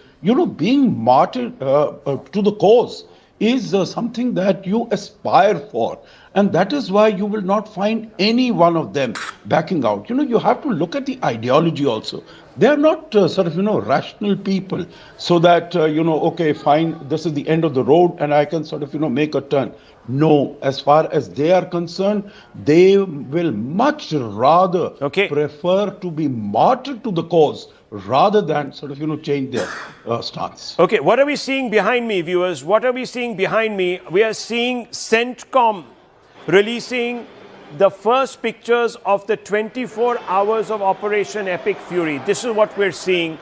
We're going to be speaking to Tom and we're going to be speaking to others to get a sense of what these pictures are, from where they could be taken. Tom, what do you think? These are pictures of batteries, launchers, a battleship, a warplane. What is all this? This is a lot of nice boys' toys, but can you put it in perspective for us? Yeah. You want to come out here? You want to come out here? This is a runway. Which one of these battleships are these? Where are these positioned, and so on and so forth? For example, this is the HIMARS. This is Phalanx, and we can see a cruise missile launching. This is an F-15. This is a strike on Iranian. I guess it is a launcher. Landing of an F-35. These are guided missiles, and this is aircraft carrier Abraham Lincoln. Helicopter, HIMARS again. This is also HIMARS. So they are also using ballistic missiles, tactical ballistic missiles, to strike precisely selected points in Iran. Strike on a Iranian. And all this array of weaponry. Yes. And people were saying that this particular warship has been deployed for the longest period in American history. I think for the one operation continuously for months on months. Mm-hmm. What would be the morale on the deck? We've been getting pictures of malfunctioning toilets and so on and so forth. How do these soldiers prepare themselves for the long run? What must be the morale there? Are they wanting to get back home? Is that something that Iran could probably be factoring? Let's fatigue, let's stretch this out, siege battle mentality, let's keep them stewing there. What goes on? In particular, US Navy sailors, so to say, they are trained to do the job. and they are going to do the job, whatever it takes, and no matter how long it lasts. And the toilets, if necessary, they are going to sit, on the railings and do their stuff into the sea. So they are going to do their job and do their job. That is out of question, that they are going to be demoralized to the point where they wouldn't fight. So what has the US deployed now in its offensive capacities? Take us through some of the weapon systems that the US is deploying to try and knock out Iran and degrade the defenses of Iran to the point where perhaps the Iranian regime surrenders. Could I have a map of Middle East, please, show? Yes, we're going to show a map of the Middle East right now. Can we just bring out that map and we're going to talk over that map. But these are the first pictures from CENTCOM viewers of the operation. So 24 hours of what the Americans have been doing. They've shown how all the panoply of weapons that they have deployed are being used. Here it is, the map. So, for example, here is Israel. Yes. And here is Jordan. Yeah. There's a huge base in Jordan. Yeah. Named Muwafaq Salti, where there are something like 50 US combat aircraft, US Air Force. Right. They are flying strikes together with the Israelis, usually via Syria, via Iraq, against targets in northwestern Iran. Then we have in Saudi Arabia one air base with B-52s and tankers. Tanker aircraft are flying up here to support incoming airstrikes from Israel and from Jordan and refuel them so they can accelerate and launch air-launched ballistic missiles deep into Iran to strike the Tehran area. Then we have other smaller bases, like for example in Qatar, in Bahrain and United Arab Emirates, so they are lighter tactical aircraft of the US Air Force. They are flying strikes against IRGC command nodes and command and control centers in southern Iran.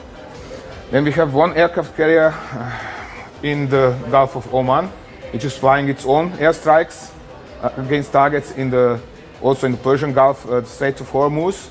We have another aircraft carrier in the eastern Mediterranean. It's probably going to pass the Suez Canal, Red Sea, and then move up here over the time. So you don't see this staying there? No, because the range is very long. And the longer the range, the more tanker aircraft they need. So if it moves down here, it's closer to Iran to strike. Eventually they are going to try to neutralize the Iranian air defenses and missile capabilities to the degree where they can move their ships really close to the coast. That's the point. And this is what they are trying right now. Destroy the command and communications, destroy the capability to coordinate, and weaken the air defenses to the degree where the aircraft would be free to operate over Iran.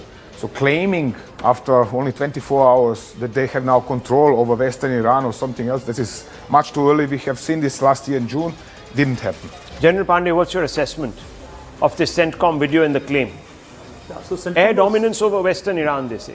Yeah, but the fact is that CENTCOM is the one which is controlling these operations in this region. That's they look after this geographical region as part of operations. And these video pictures which are being released, they may be very well pre-recorded videos which are part of the narrative warfare, which is, I don't see any videos of strikes on them or Israel which is being released by the Israelis, but that's all right. I think it's a part of it's part of our course.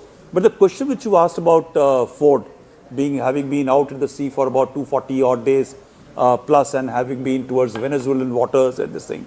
Please understand the machines are deployed till the time they require a long-term repair, right? The repairs which continue at sea are par for the course. Similarly, the soldiers, the sailors, I believe they got about 4,000 to 5,000 sailors and officers on board Ford, which is which is not exactly one of the largest, but which is a very important aircraft carrier. They also rotate. It is not that a sailor who is joined last 2 years has stayed only on sailing with a carrier strike force, remains at the sea. They carry out very frequent turnovers. But more importantly, I think they have a concept of a tour of duty. When they go out to operations, they remain for a pre-designed, pre-designated period of time. They are trained, they are organized, something like what we do. When we go for an operations, we are out for a year off and thereafter we get a break or something like that. I think it should not be a big issue for the sailors No on. issue at all. Okay, General Sivach. Remember that, Rahul, once you are at sea, you are at war. In the sense, Indian Navy also, when it goes, it does not mean that they are working 24/7, 365 days. Their system. Now remember, the troops which are deployed on line of control, on line of actual control, on high altitude, that does not mean they remain throughout the year there. So there is a system in place. But what we are talking about, the larger picture here in this contest is, now the way the Iran has gone about, which all countries has he hit? He has hit all the countries where there are bases. But then he had initially said that he will be only striking to the military bases of the countries where, there are in the Middle East. But what they have done? They have also hit the civilian installation. So basically what they have done is they have really hit their own foot. And now what has happened is all the countries which are in Middle East, now they are feeling let off. In the sense, one thing should be who is the security responder in this area. Obviously it was US, because that's why these countries have given their bases there, and that's why they are there. And Bahrain and Qatar, if you see it, they have hit them. Bahrain is where there is a 5th fleet, and Qatar is where there is a central command headquarter, and also the air base Al Udeid. So thing is, I suppose the philosophy and the strategy of Iran is faulty. They must have only restricted to the military installation of the US in Middle East rather than hitting the civilian target, wherein all these countries, in case they had a soft corner for Iran, as on today, it shifts. Big pictures coming in. This is Doha. Remember, we were talking about this just a short while back, Tom and Shivani. This was the minaret. What we were seeing was something from this angle. Now what we're seeing is down the road. So this is a main artery. And as General Sivach was saying, they had said that they were restricting themselves to military targets, but they're actually hitting civilian installations. It could be, I don't know. What do you make of these? I'm cautioning always against some kind of, the Iranians are just striking civilian targets, and we are, Americans and Israelis are striking just military targets. Iranians are very much trying to strike military targets. It's the precision of their weaponry which is lacking. It's the fact that they're not always routing their UAVs in the best way, so they hit high-rise building in between. Yes. So I wouldn't bet always that it is intentional strike on civilian targets. You're seeing this plume of smoke. It's pretty dark smoke. What do you think has caused this? This is a drone attack, would you say, or this is, do you think? I don't know what was used, but looks like fuel. Burning. Looks like fuel. Fuel or burning something again. some plastic or something like that, because it's dark. It's dark. So maybe there was some sort of a storage facility, or it could have been even a factory making some materials. Factory unlikely, but storage facility in the headquarters of the. I want us to go straight across to Sanjay Suri, who joins me from Tel Aviv. Remember, viewers, this is the only network that have their own man in Tel Aviv. So we're going to go straight across to Sanjay. Thank you very much, Sanjay. I know it's been a long night for you and you took a cat nap, but you're standing there against what looks like bright skies.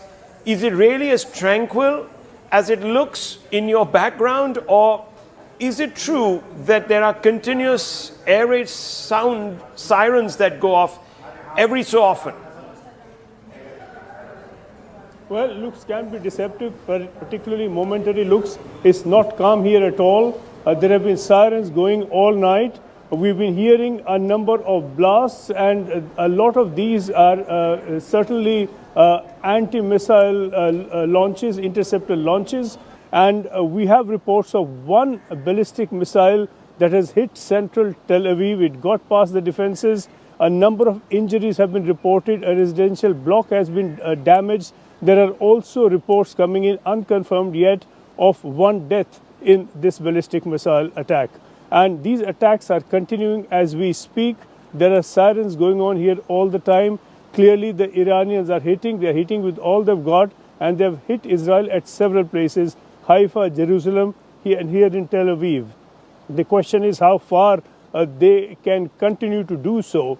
And when we are thinking of that kind of scenario, it's a question of how quickly and how extensively the ballistic missile system in place in Iran can be neutralized by Israeli and US forces. because as long as that is in place and as long as you have at least some working remnant of authority in Tehran continuing from the Khamenei setup, these attacks are certain to continue to hit Israel, continue to hit Tel Aviv, and also hit across the Arab world and causing the disruption we've already seen. Stay on with me because we're doing what is known as a joint broadcast. So from I-24 News, we've got Natasha Kirchuk, who's joining us straight from Israel. And I want to go straight across to her. Natasha, if you can hear me, thank you very much for speaking to us. I know you must be very busy, just like we are, covering this war. It's so close to home. What exactly is happening right now on the ground in Israel? What is the information coming out from the government and IDF? What has been the impact of your offensive on Iran? And why, I'm sorry, I'm giving you a number of questions here. What really is happening in the larger Gulf region? All right, well, a lot to uncover here. I think your correspondent spoke briefly about what took place in Tel Aviv last night. We have been seeing waves, over 300 ballistic missiles fired from the Islamic Republic of Iran towards the state of Israel. So Israelis across the country have essentially been running in and out of bomb shelters over the course of the last 24 hours since those strikes began just after 10:15 a.m. But I think the big news on everybody's minds here, and it's important to keep in mind that, you know, many Israelis have been saying they've been waiting for this moment. It's not that Israelis want to necessarily be sitting in bomb shelters and putting their lives at risk. But, you know, the idea here for Israelis is there's finally a chance to eliminate the so-called head of the snake, the axis of resistance that has been run by the Islamic Republic of Iran. And so, you know, one of the moments where history has really shifted in real time was that announcement last night of the killing of the Iranian Supreme Leader Ali Khamenei. This is not just the death of a leader, it's a removal of a central pillar of the Islamic Republic of Iran. And, you know, for nearly 4 decades, this was a man who was the ultimate authority in Tehran. You know, the leader above the president, above parliament, above the generals. He had final say over military, over the nuclear program, over foreign policy that has impacted Israelis. And of course, crucially, the Islamic Revolutionary Guard Corps, which is not just a military force, it's an ideological and economic powerhouse that has ultimately been projecting Iranian influence far beyond the borders. So, you know, last night, what we understand from what took place is that there was a precise intelligence-driven strike by the Israelis. About 30 bombs were dropped on the Supreme Leader's compound in Tehran in the opening phase of this joint operation that Israel has been calling Operation Roaring Lion. And so we see the imagery that the compound was largely destroyed. Then President Donald Trump obviously announced Khamenei had been killed as well. And this is really not just a symbolic moment. It was really the decapitation, the strategic brain of the regime being attacked by Iran, and a major reason for Israelis to celebrate, because Israelis refer to Khamenei as the head of the snake. Under, you know, Khamenei, Iran developed the axis of resistance. They built a network of armed proxies across the Middle East that were designed to encircle the state of Israel and expand Iranian power and Sharia law without direct conventional war.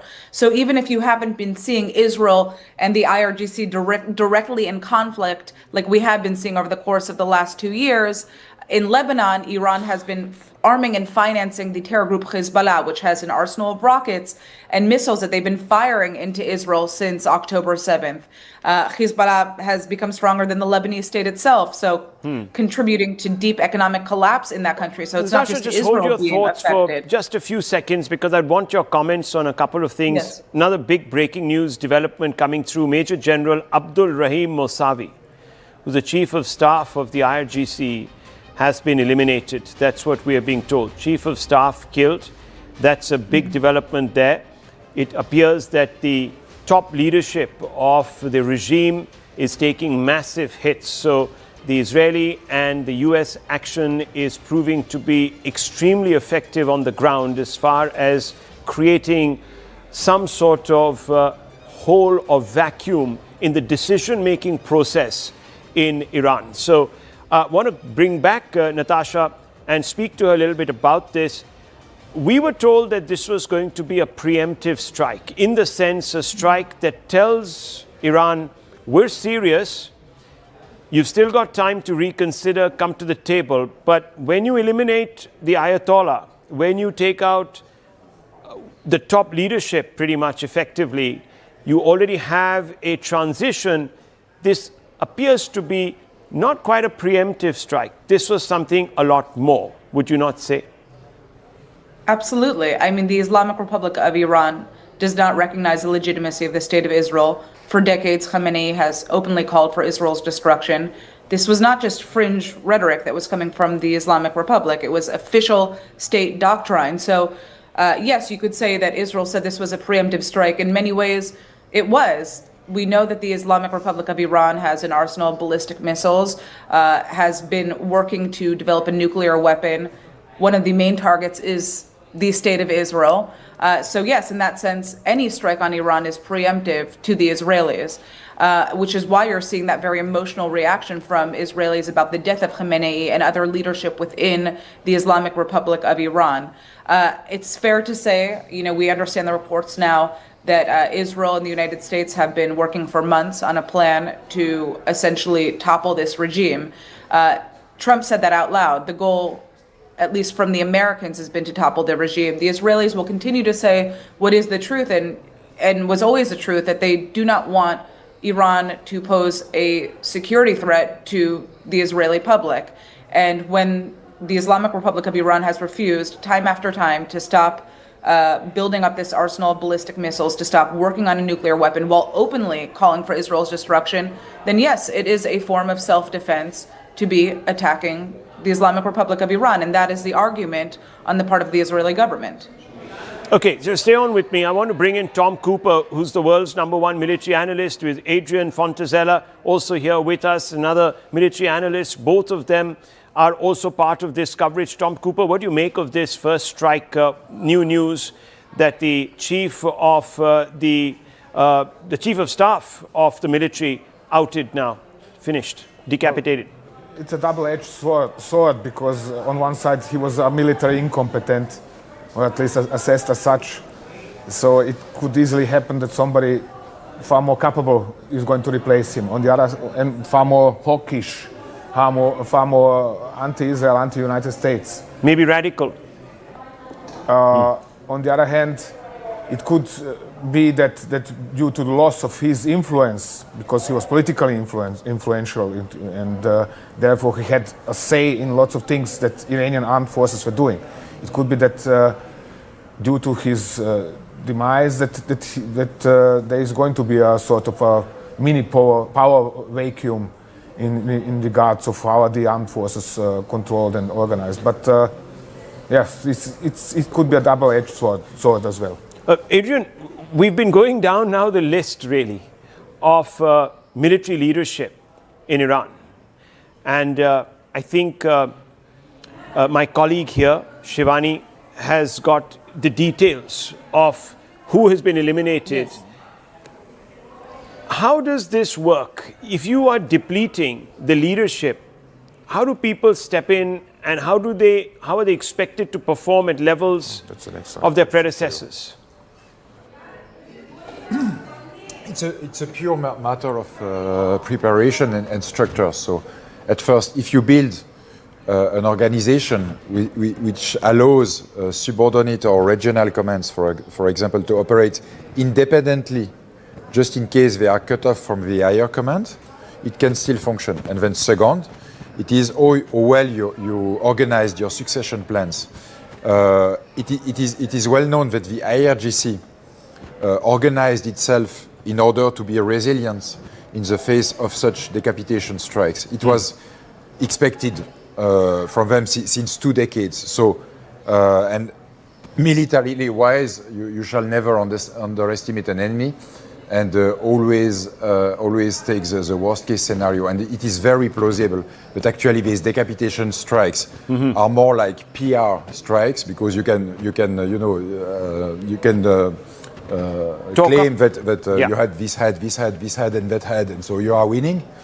But at the end of the day, if you are facing an organization which is which has built-in redundancy, then it is not very efficient. And This is demonstrated by history because it was the case with Hezbollah, with Al-Qaeda, with Hamas, and all these organizations managed to survive decapitation strikes. Shivani, more news coming in. Yes, so we've got a confirmation now, and I think these are confirmation coming in from the Iranians themselves, that Aziz Nasrizzadeh, the Minister of Defense, has been eliminated in these strikes. So I'll just give you a list, Rahul, and for the benefit of our viewers just joining us, these are just the first set of strikes. 24 hours have elapsed since the first strikes began.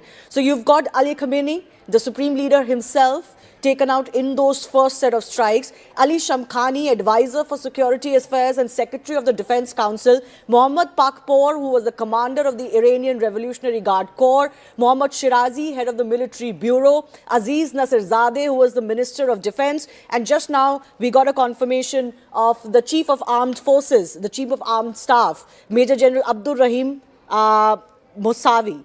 These have all been eliminated. So this is, of course, the top rung. And as our experts have been pointing out, Tom wants to come in, there will be possibly a secondary and a tertiary level of targets. There's some big breaking news coming in. Locals protesting strikes on Iran have stormed, we're being told, the US consulate in Karachi. Yes. Now, this is Pakistan, viewers. And this is why I have been saying, because there are these protests happening in India now, especially in Delhi, in pockets of Lucknow, in Kargil, in Srinagar, that they need to be stopped because it's quite possible that they may go out of hand.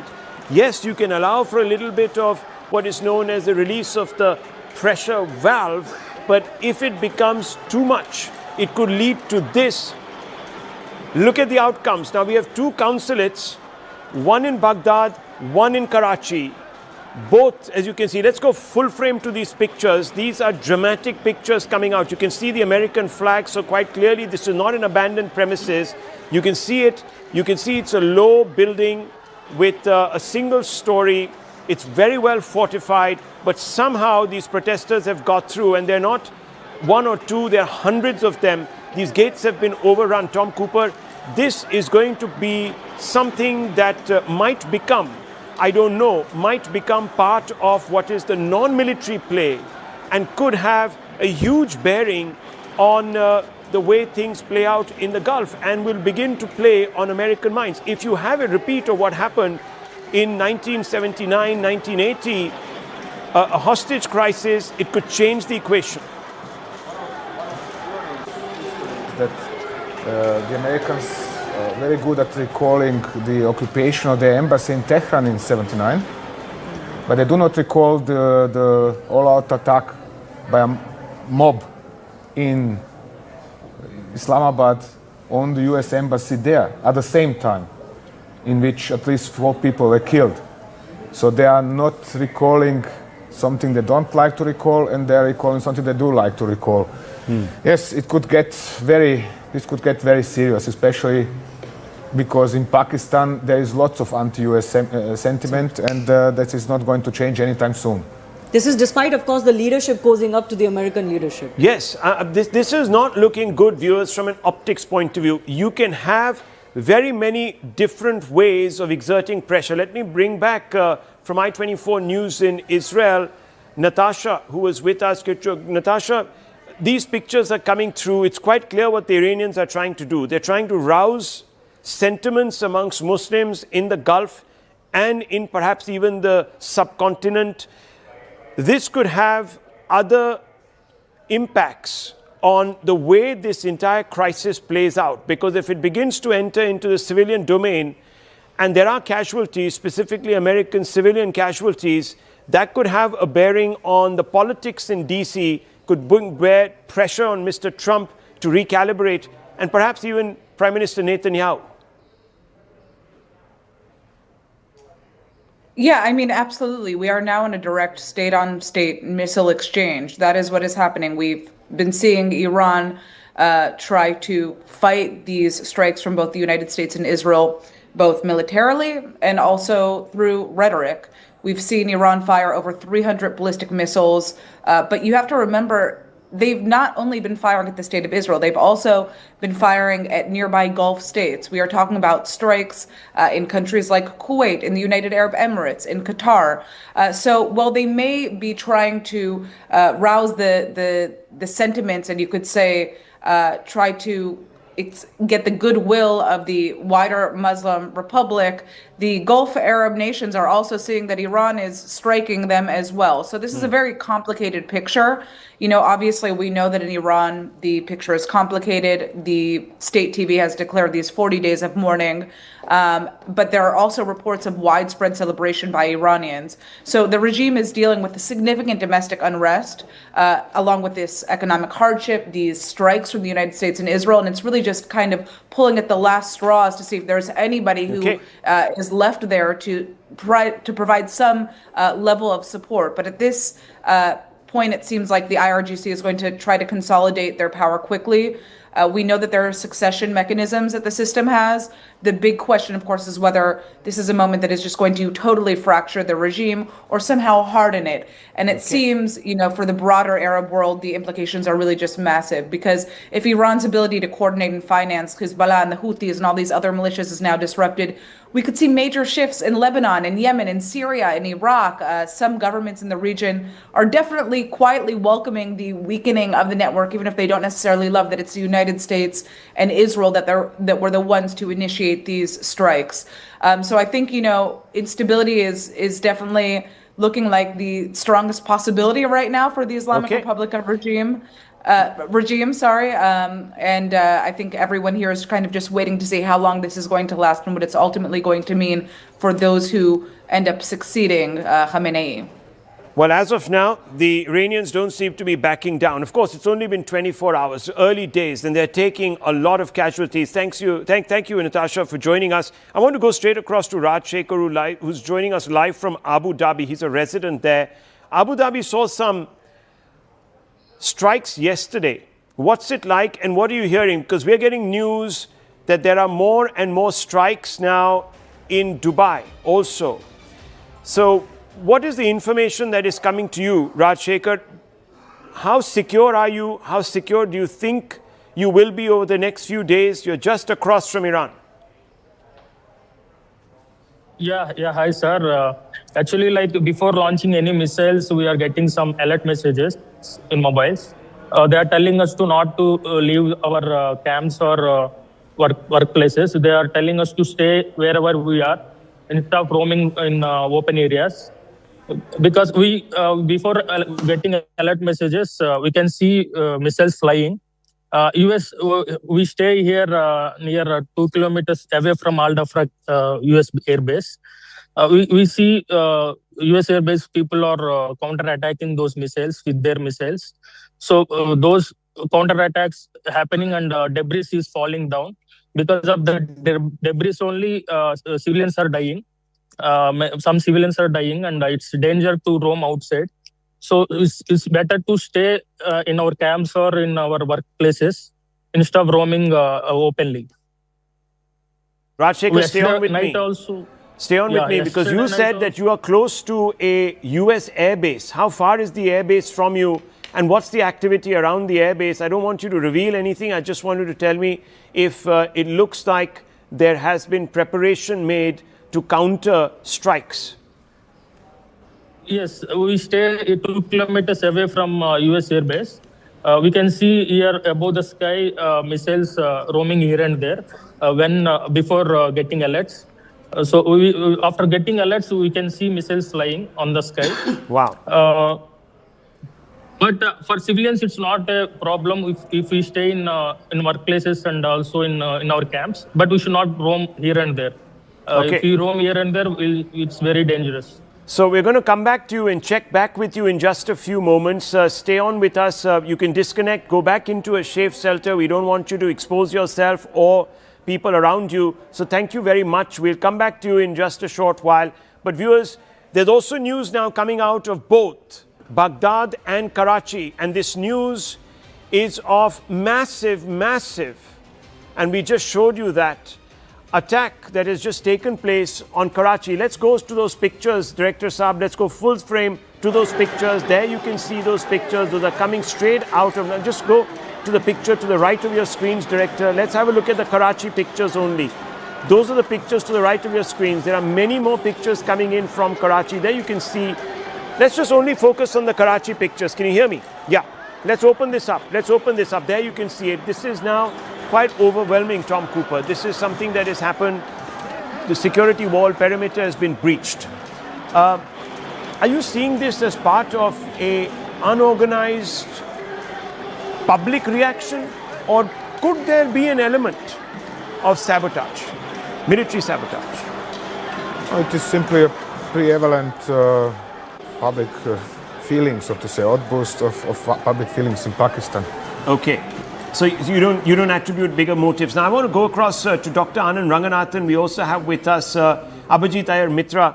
Dr. Ranganathan, this is happening even in India now. And I certainly have been saying over the last 3 hours, clamp down on this because it could lead to much more. And you know where we have been with this in the past. We've seen Srinagar overrun when Nasrallah was killed, because there are a bunch of people in this country who think that they can get away by eulogizing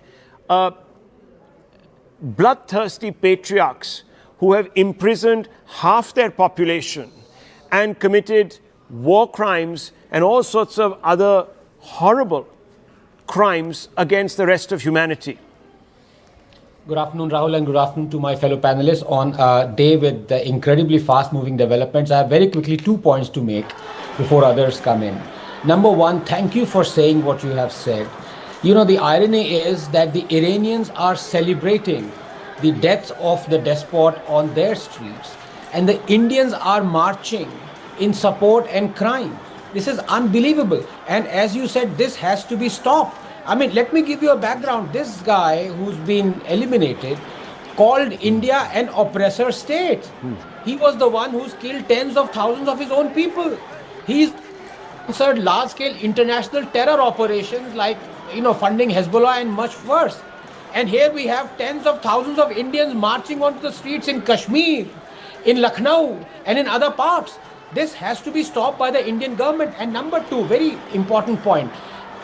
The way this conflict moves forward is completely independent of what Iran does from here on. It is totally, overwhelmingly and wholly dependent on how America and Israel look at this, because please remember that a long drawn out war will not be acceptable to America, because America has traditionally lost any war that has been long drawn out. Vietnam comes to mind, Afghanistan comes to mind. So the fact is, Americans entered into this war very swiftly, knowing that they need a regime change as soon as possible, because Russia, on the other hand, does not care. It may be a decade before its conflict with Ukraine ends. It doesn't care how many body bags of Russians come back. America, on the other hand, is petrified of that scenario. So it is not going to be a long drawn out war as far as America is concerned. They want to end it as soon as possible, and the results were shown on the first day itself when they eliminated the supreme leader. From here on, it is not at all on what Iran does. Oh, you think so? Let me bring in Zvika Klein, editor-in-chief of the Jerusalem Post. Thank you very much for being patient and waiting for us. We're also joined by Adrian Fontanellas, and of course there's Tom Cooper. And we also have with us Dr. Mordecai. Dr. Mordecai, there is an impression gaining ground that, at least as of now in the first 24 hours, that the Iranians will cave in. Do you share that? Do you share that impression? Because they've just elevated, and we had reported this about 2 hours earlier, Mortaba Khamenei, who is the grandson of the founder of the Islamic Republic of Iran. There's also explosions happening. 11 explosions have been heard in Doha, according to some reports. So there's all sorts of expansion happening of this offensive that we're seeing in the Gulf. Well, this is the result of the fact that Iran had many tentacles spreading all over the Middle East and beyond the Middle East. And now, after 47 years that the world is suffering from the Iranian expansionism, now when the octopus is being challenged, now all these tentacles are being folded, and therefore you see the ramifications in many places. Definitely, it is time already that the civilized world will say to the mullahs that they should leave the scene, because they brought only havoc and destruction and bloodshed and killing and suffering wherever they were. And it's time that the civilized world will unite in order to get rid of them and to return to the normalcy which Iran was under until 1978. Okay, let's boost the nat on those pictures. And Abhijit Iyer Mitra, I'm just going to come to you. Karachi को आग लगा दिया है अल्हम्दुलिल्लाह रहबर पर हमले का बदला लिया जा रहा है अमेरिकी कौंसल खाने को आग लगा दिया है अमेरिकी कौंसल खाने कराची को आग लगा दिया है अल्हम्दुलिल्लाह रहबर पर हमले का बदला लिया जा रहा है अमेरिकी कौंसल खाने को आग लगा दिया है अमेरिकी कौंसल खाने कराची को आग लगा दिया है अल्हम्दुलिल्लाह रहबर पर हमले का बदला लिया जा रहा है अमेरिकी कौंसल खाने को आग लगा दिया है There you can hear it very clearly. They're invoking the name of the Lord and they're saying that they have avenged what has been going on in Iran. And this is happening, US consulate in Karachi. The flag, according to the person that's speaking, has also been set on fire, at least at the lower level. The consulate has also been set on fire. You can see the flames. I don't know if they've been able to breach and go into the consulate. Certainly they've been able to breach the perimeter fencing and gone into the compound. So, Abhijit Iyer Mitra, what are we seeing here? There are also celebrations, of course, that are taking place. Videos coming through from Iran and the diaspora that are thrilled and ecstatic at the fact that the top leadership, so Khamenei, the defense minister and the chief of staff all eliminated. So there's also that happening. Which way is this going to go? I'd also urge you to look at the massive protests for the regime mourning Ayatollah Khamenei that are happening in Iran as well. And there are people there who are not hijabis. They're modern secular Iranians also mourning.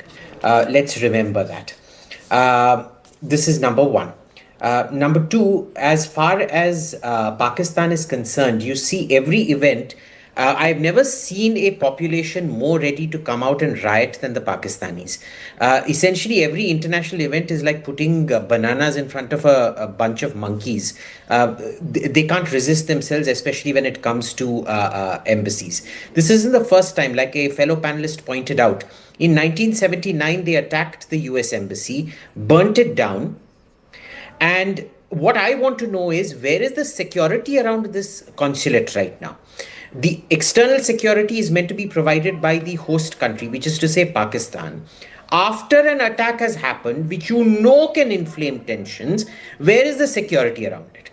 Where are the, the barricades and so on and so forth, the concentric layers of security that should have been provided? I don't know if you've gone past the American embassy in Delhi today. I'm not in Delhi, I'm in Madras. But my friends are telling me there is significantly ramped up security and barbed wire fencing and things like that that have come up outside there. Now, if Delhi is willing to take that precaution, is sitting in Karachi, why are they not willing to take the precaution? These things happen in Pakistan when the Pakistan government wants to send a message. Now, what kind of message? I don't know what it is.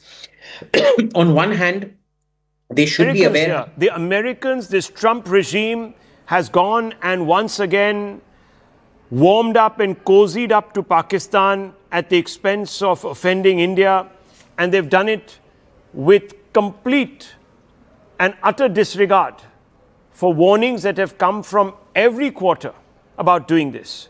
So, Abhijit, I'm glad that the Americans are getting a taste. I'm being very direct here. Do you remember, Rahul, in your last program when the Americans flipped after Sindoor? Yes. I told you I wish the Pakistanis on the Americans and I wish the Americans on the Pakistanis. You said that. I remember that. Now, is this going to change? Look, you're somebody who understands this. Is this going to change the mood? If there are casualties, American casualties, and we're very sensitive there. I mean, Trump is not the most popular leader either in his country, and neither is Benjamin Netanyahu.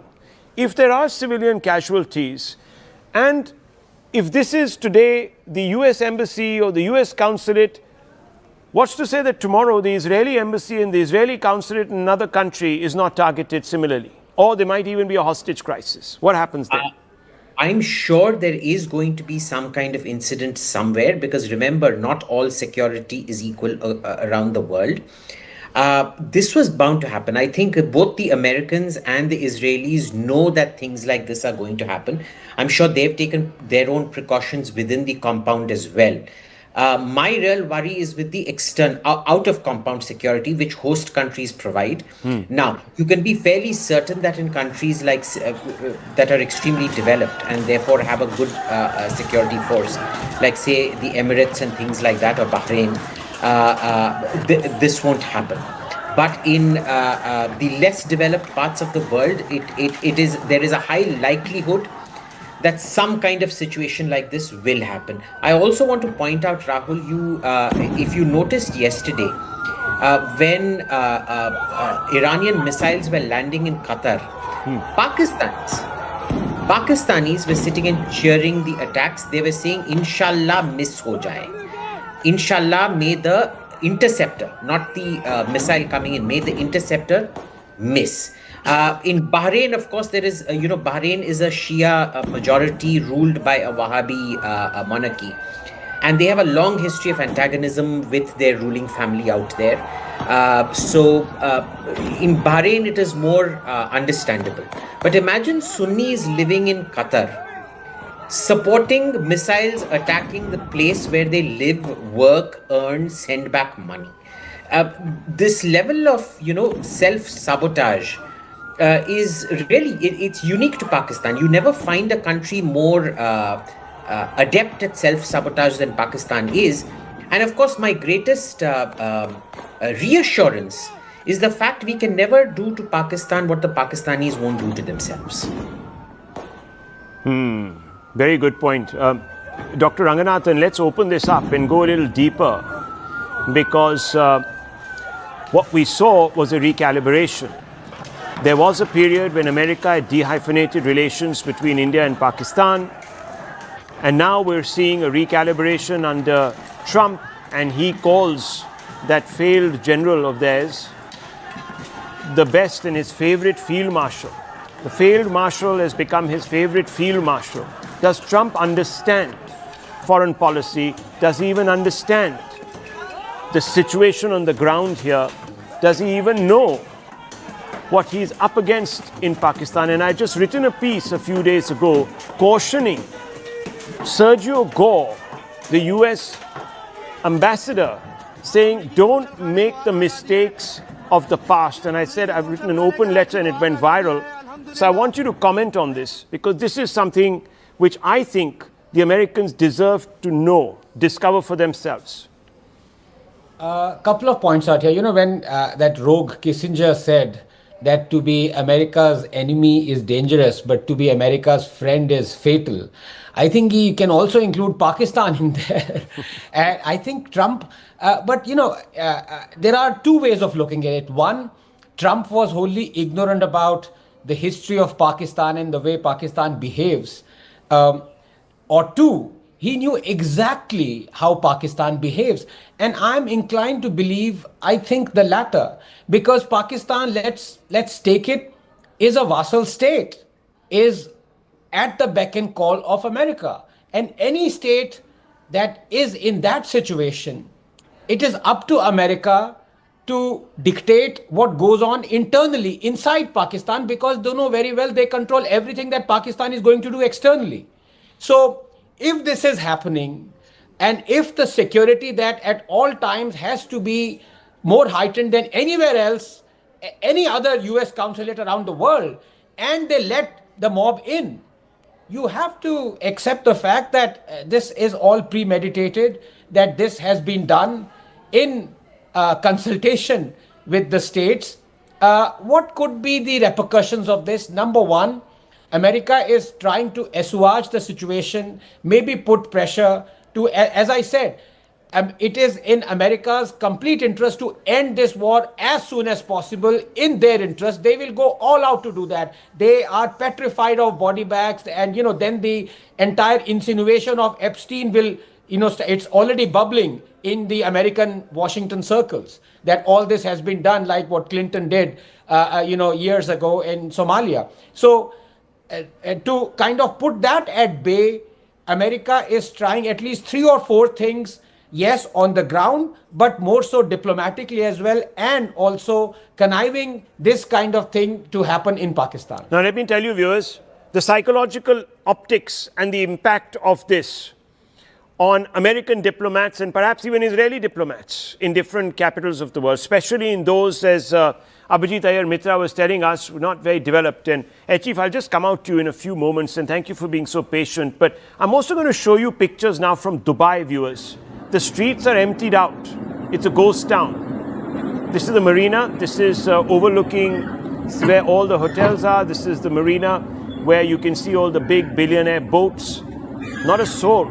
You can only hear the crows and a couple of birds chirping in the background. This is a psychological impact. This is a city that aspired towards a glitzy modernism, a reinvention away from the oil economy, brought to an absolute halt because of this particular conflict and Iran's very targeted and specific strikes on some of these Gulf states. They have the most to lose, of course, viewers, because they were counting on becoming like the new Londons of the world, for example, attracting the services sector, lowering taxes to get in business, and so on and so forth, to kickstart an evolution away from fossil fuel economy. And that is crumbling here, Tom Cooper.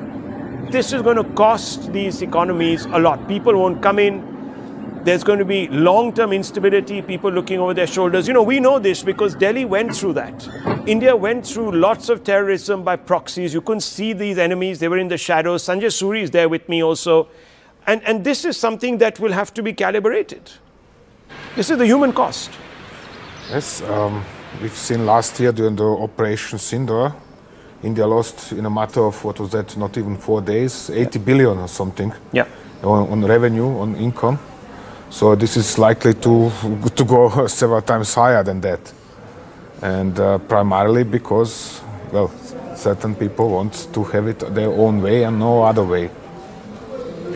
Yes, Mr. Fintunez, Speaking from the perspective of the Qatari, Emirati and Saudi also, I think it is a very important shift because they were allied to the US and they were relying to the US for protecting their best interest.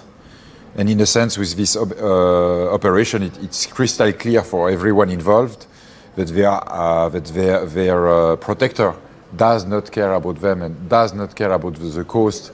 They will have to pay for this combined Israeli and American military operation. And I think it is important because they might be inclined to find in the future other security guarantees, maybe by an alliance between themselves or perhaps even China. Okay, let me just go straight across to Sanjay Suri. 1 second, Doctor. I'm just going to come back to you in 30 seconds. Sanjay Suri, a simple and straightforward question. I know that you will have restrictions upon you. You can't be speaking about, obviously, the security situation in Israel. I know there is a code, so I'm not even going to take you there. But I'm going to ask you a specific question or two. Why has Iran attacked everyone in the Gulf but Oman? What's happening there in the backdrop? And secondly, most importantly, and this is something that has struck me, what is the appetite really for what is known as a long contingency where war could extend more than 4 or 5 days in Israel? Well, the first question, Rahul, it's very clear what Iran's tactics are. Iran sees these Arab countries as allies of the US and in fact hosts to the US military. So to an extent it will attack US military bases in these countries, but then it will attack these countries almost even symbolically. Half a dozen missiles that get through and cause damage, and you see the result already. To hit these countries economically, it cannot destroy everything within, it cannot destroy facilities seriously, but if it hurts the economy, as Iran has managed to do, then that is damage enough. Second, we speak of resilience in Israel. Oh yes, the tenacity is apparently endless. They are in it for as long as it takes, and they are a very hardened, tough lot. Consider simply one fact, Rahul, that will answer your question. The population of Israel is less than 10 million. The population above the age of 18 is about 6 million, and above the age of 18, every Jewish Israeli is not just military trained, has had military deployment. So this is a nation of soldiers. They can take it.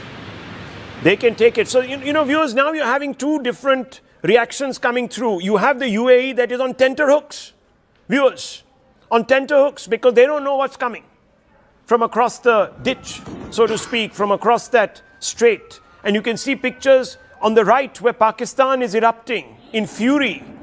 It's an irony.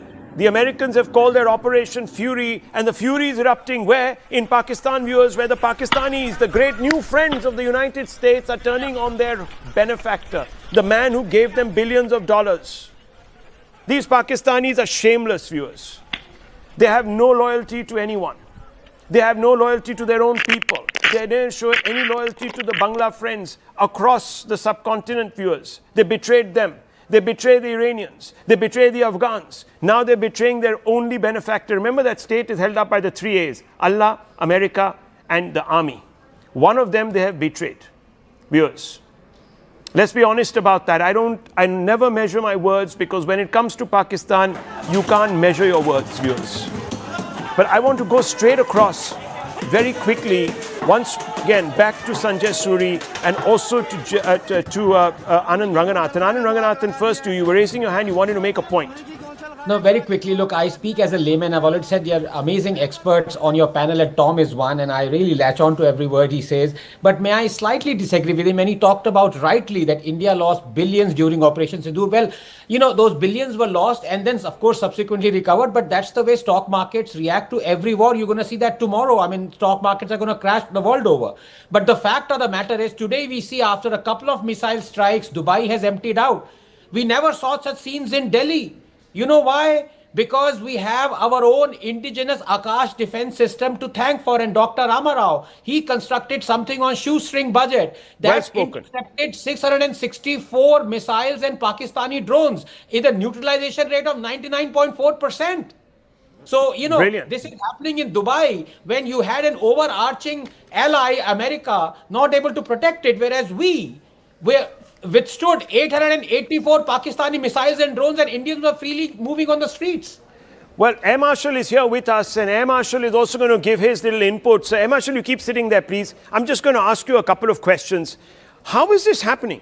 How are all these Gulf states that thought that they were very secure under the American-Israeli umbrella getting reminders every so often, every couple or 3 hours, that they're not safe? We don't look at this operation which began on 28th February. In my appreciation, the planning must have started after 7th October 23. Right. And if you go to 26th October 24, when the massive Israeli strikes took on the key air defense verticals in Iran. Top it up in June 2025, when the US and the Israeli forces struck, called the Operation Rising Lion. They took out the key elements, though they said that they will strike the nuclear facilities, but in short, they crippled.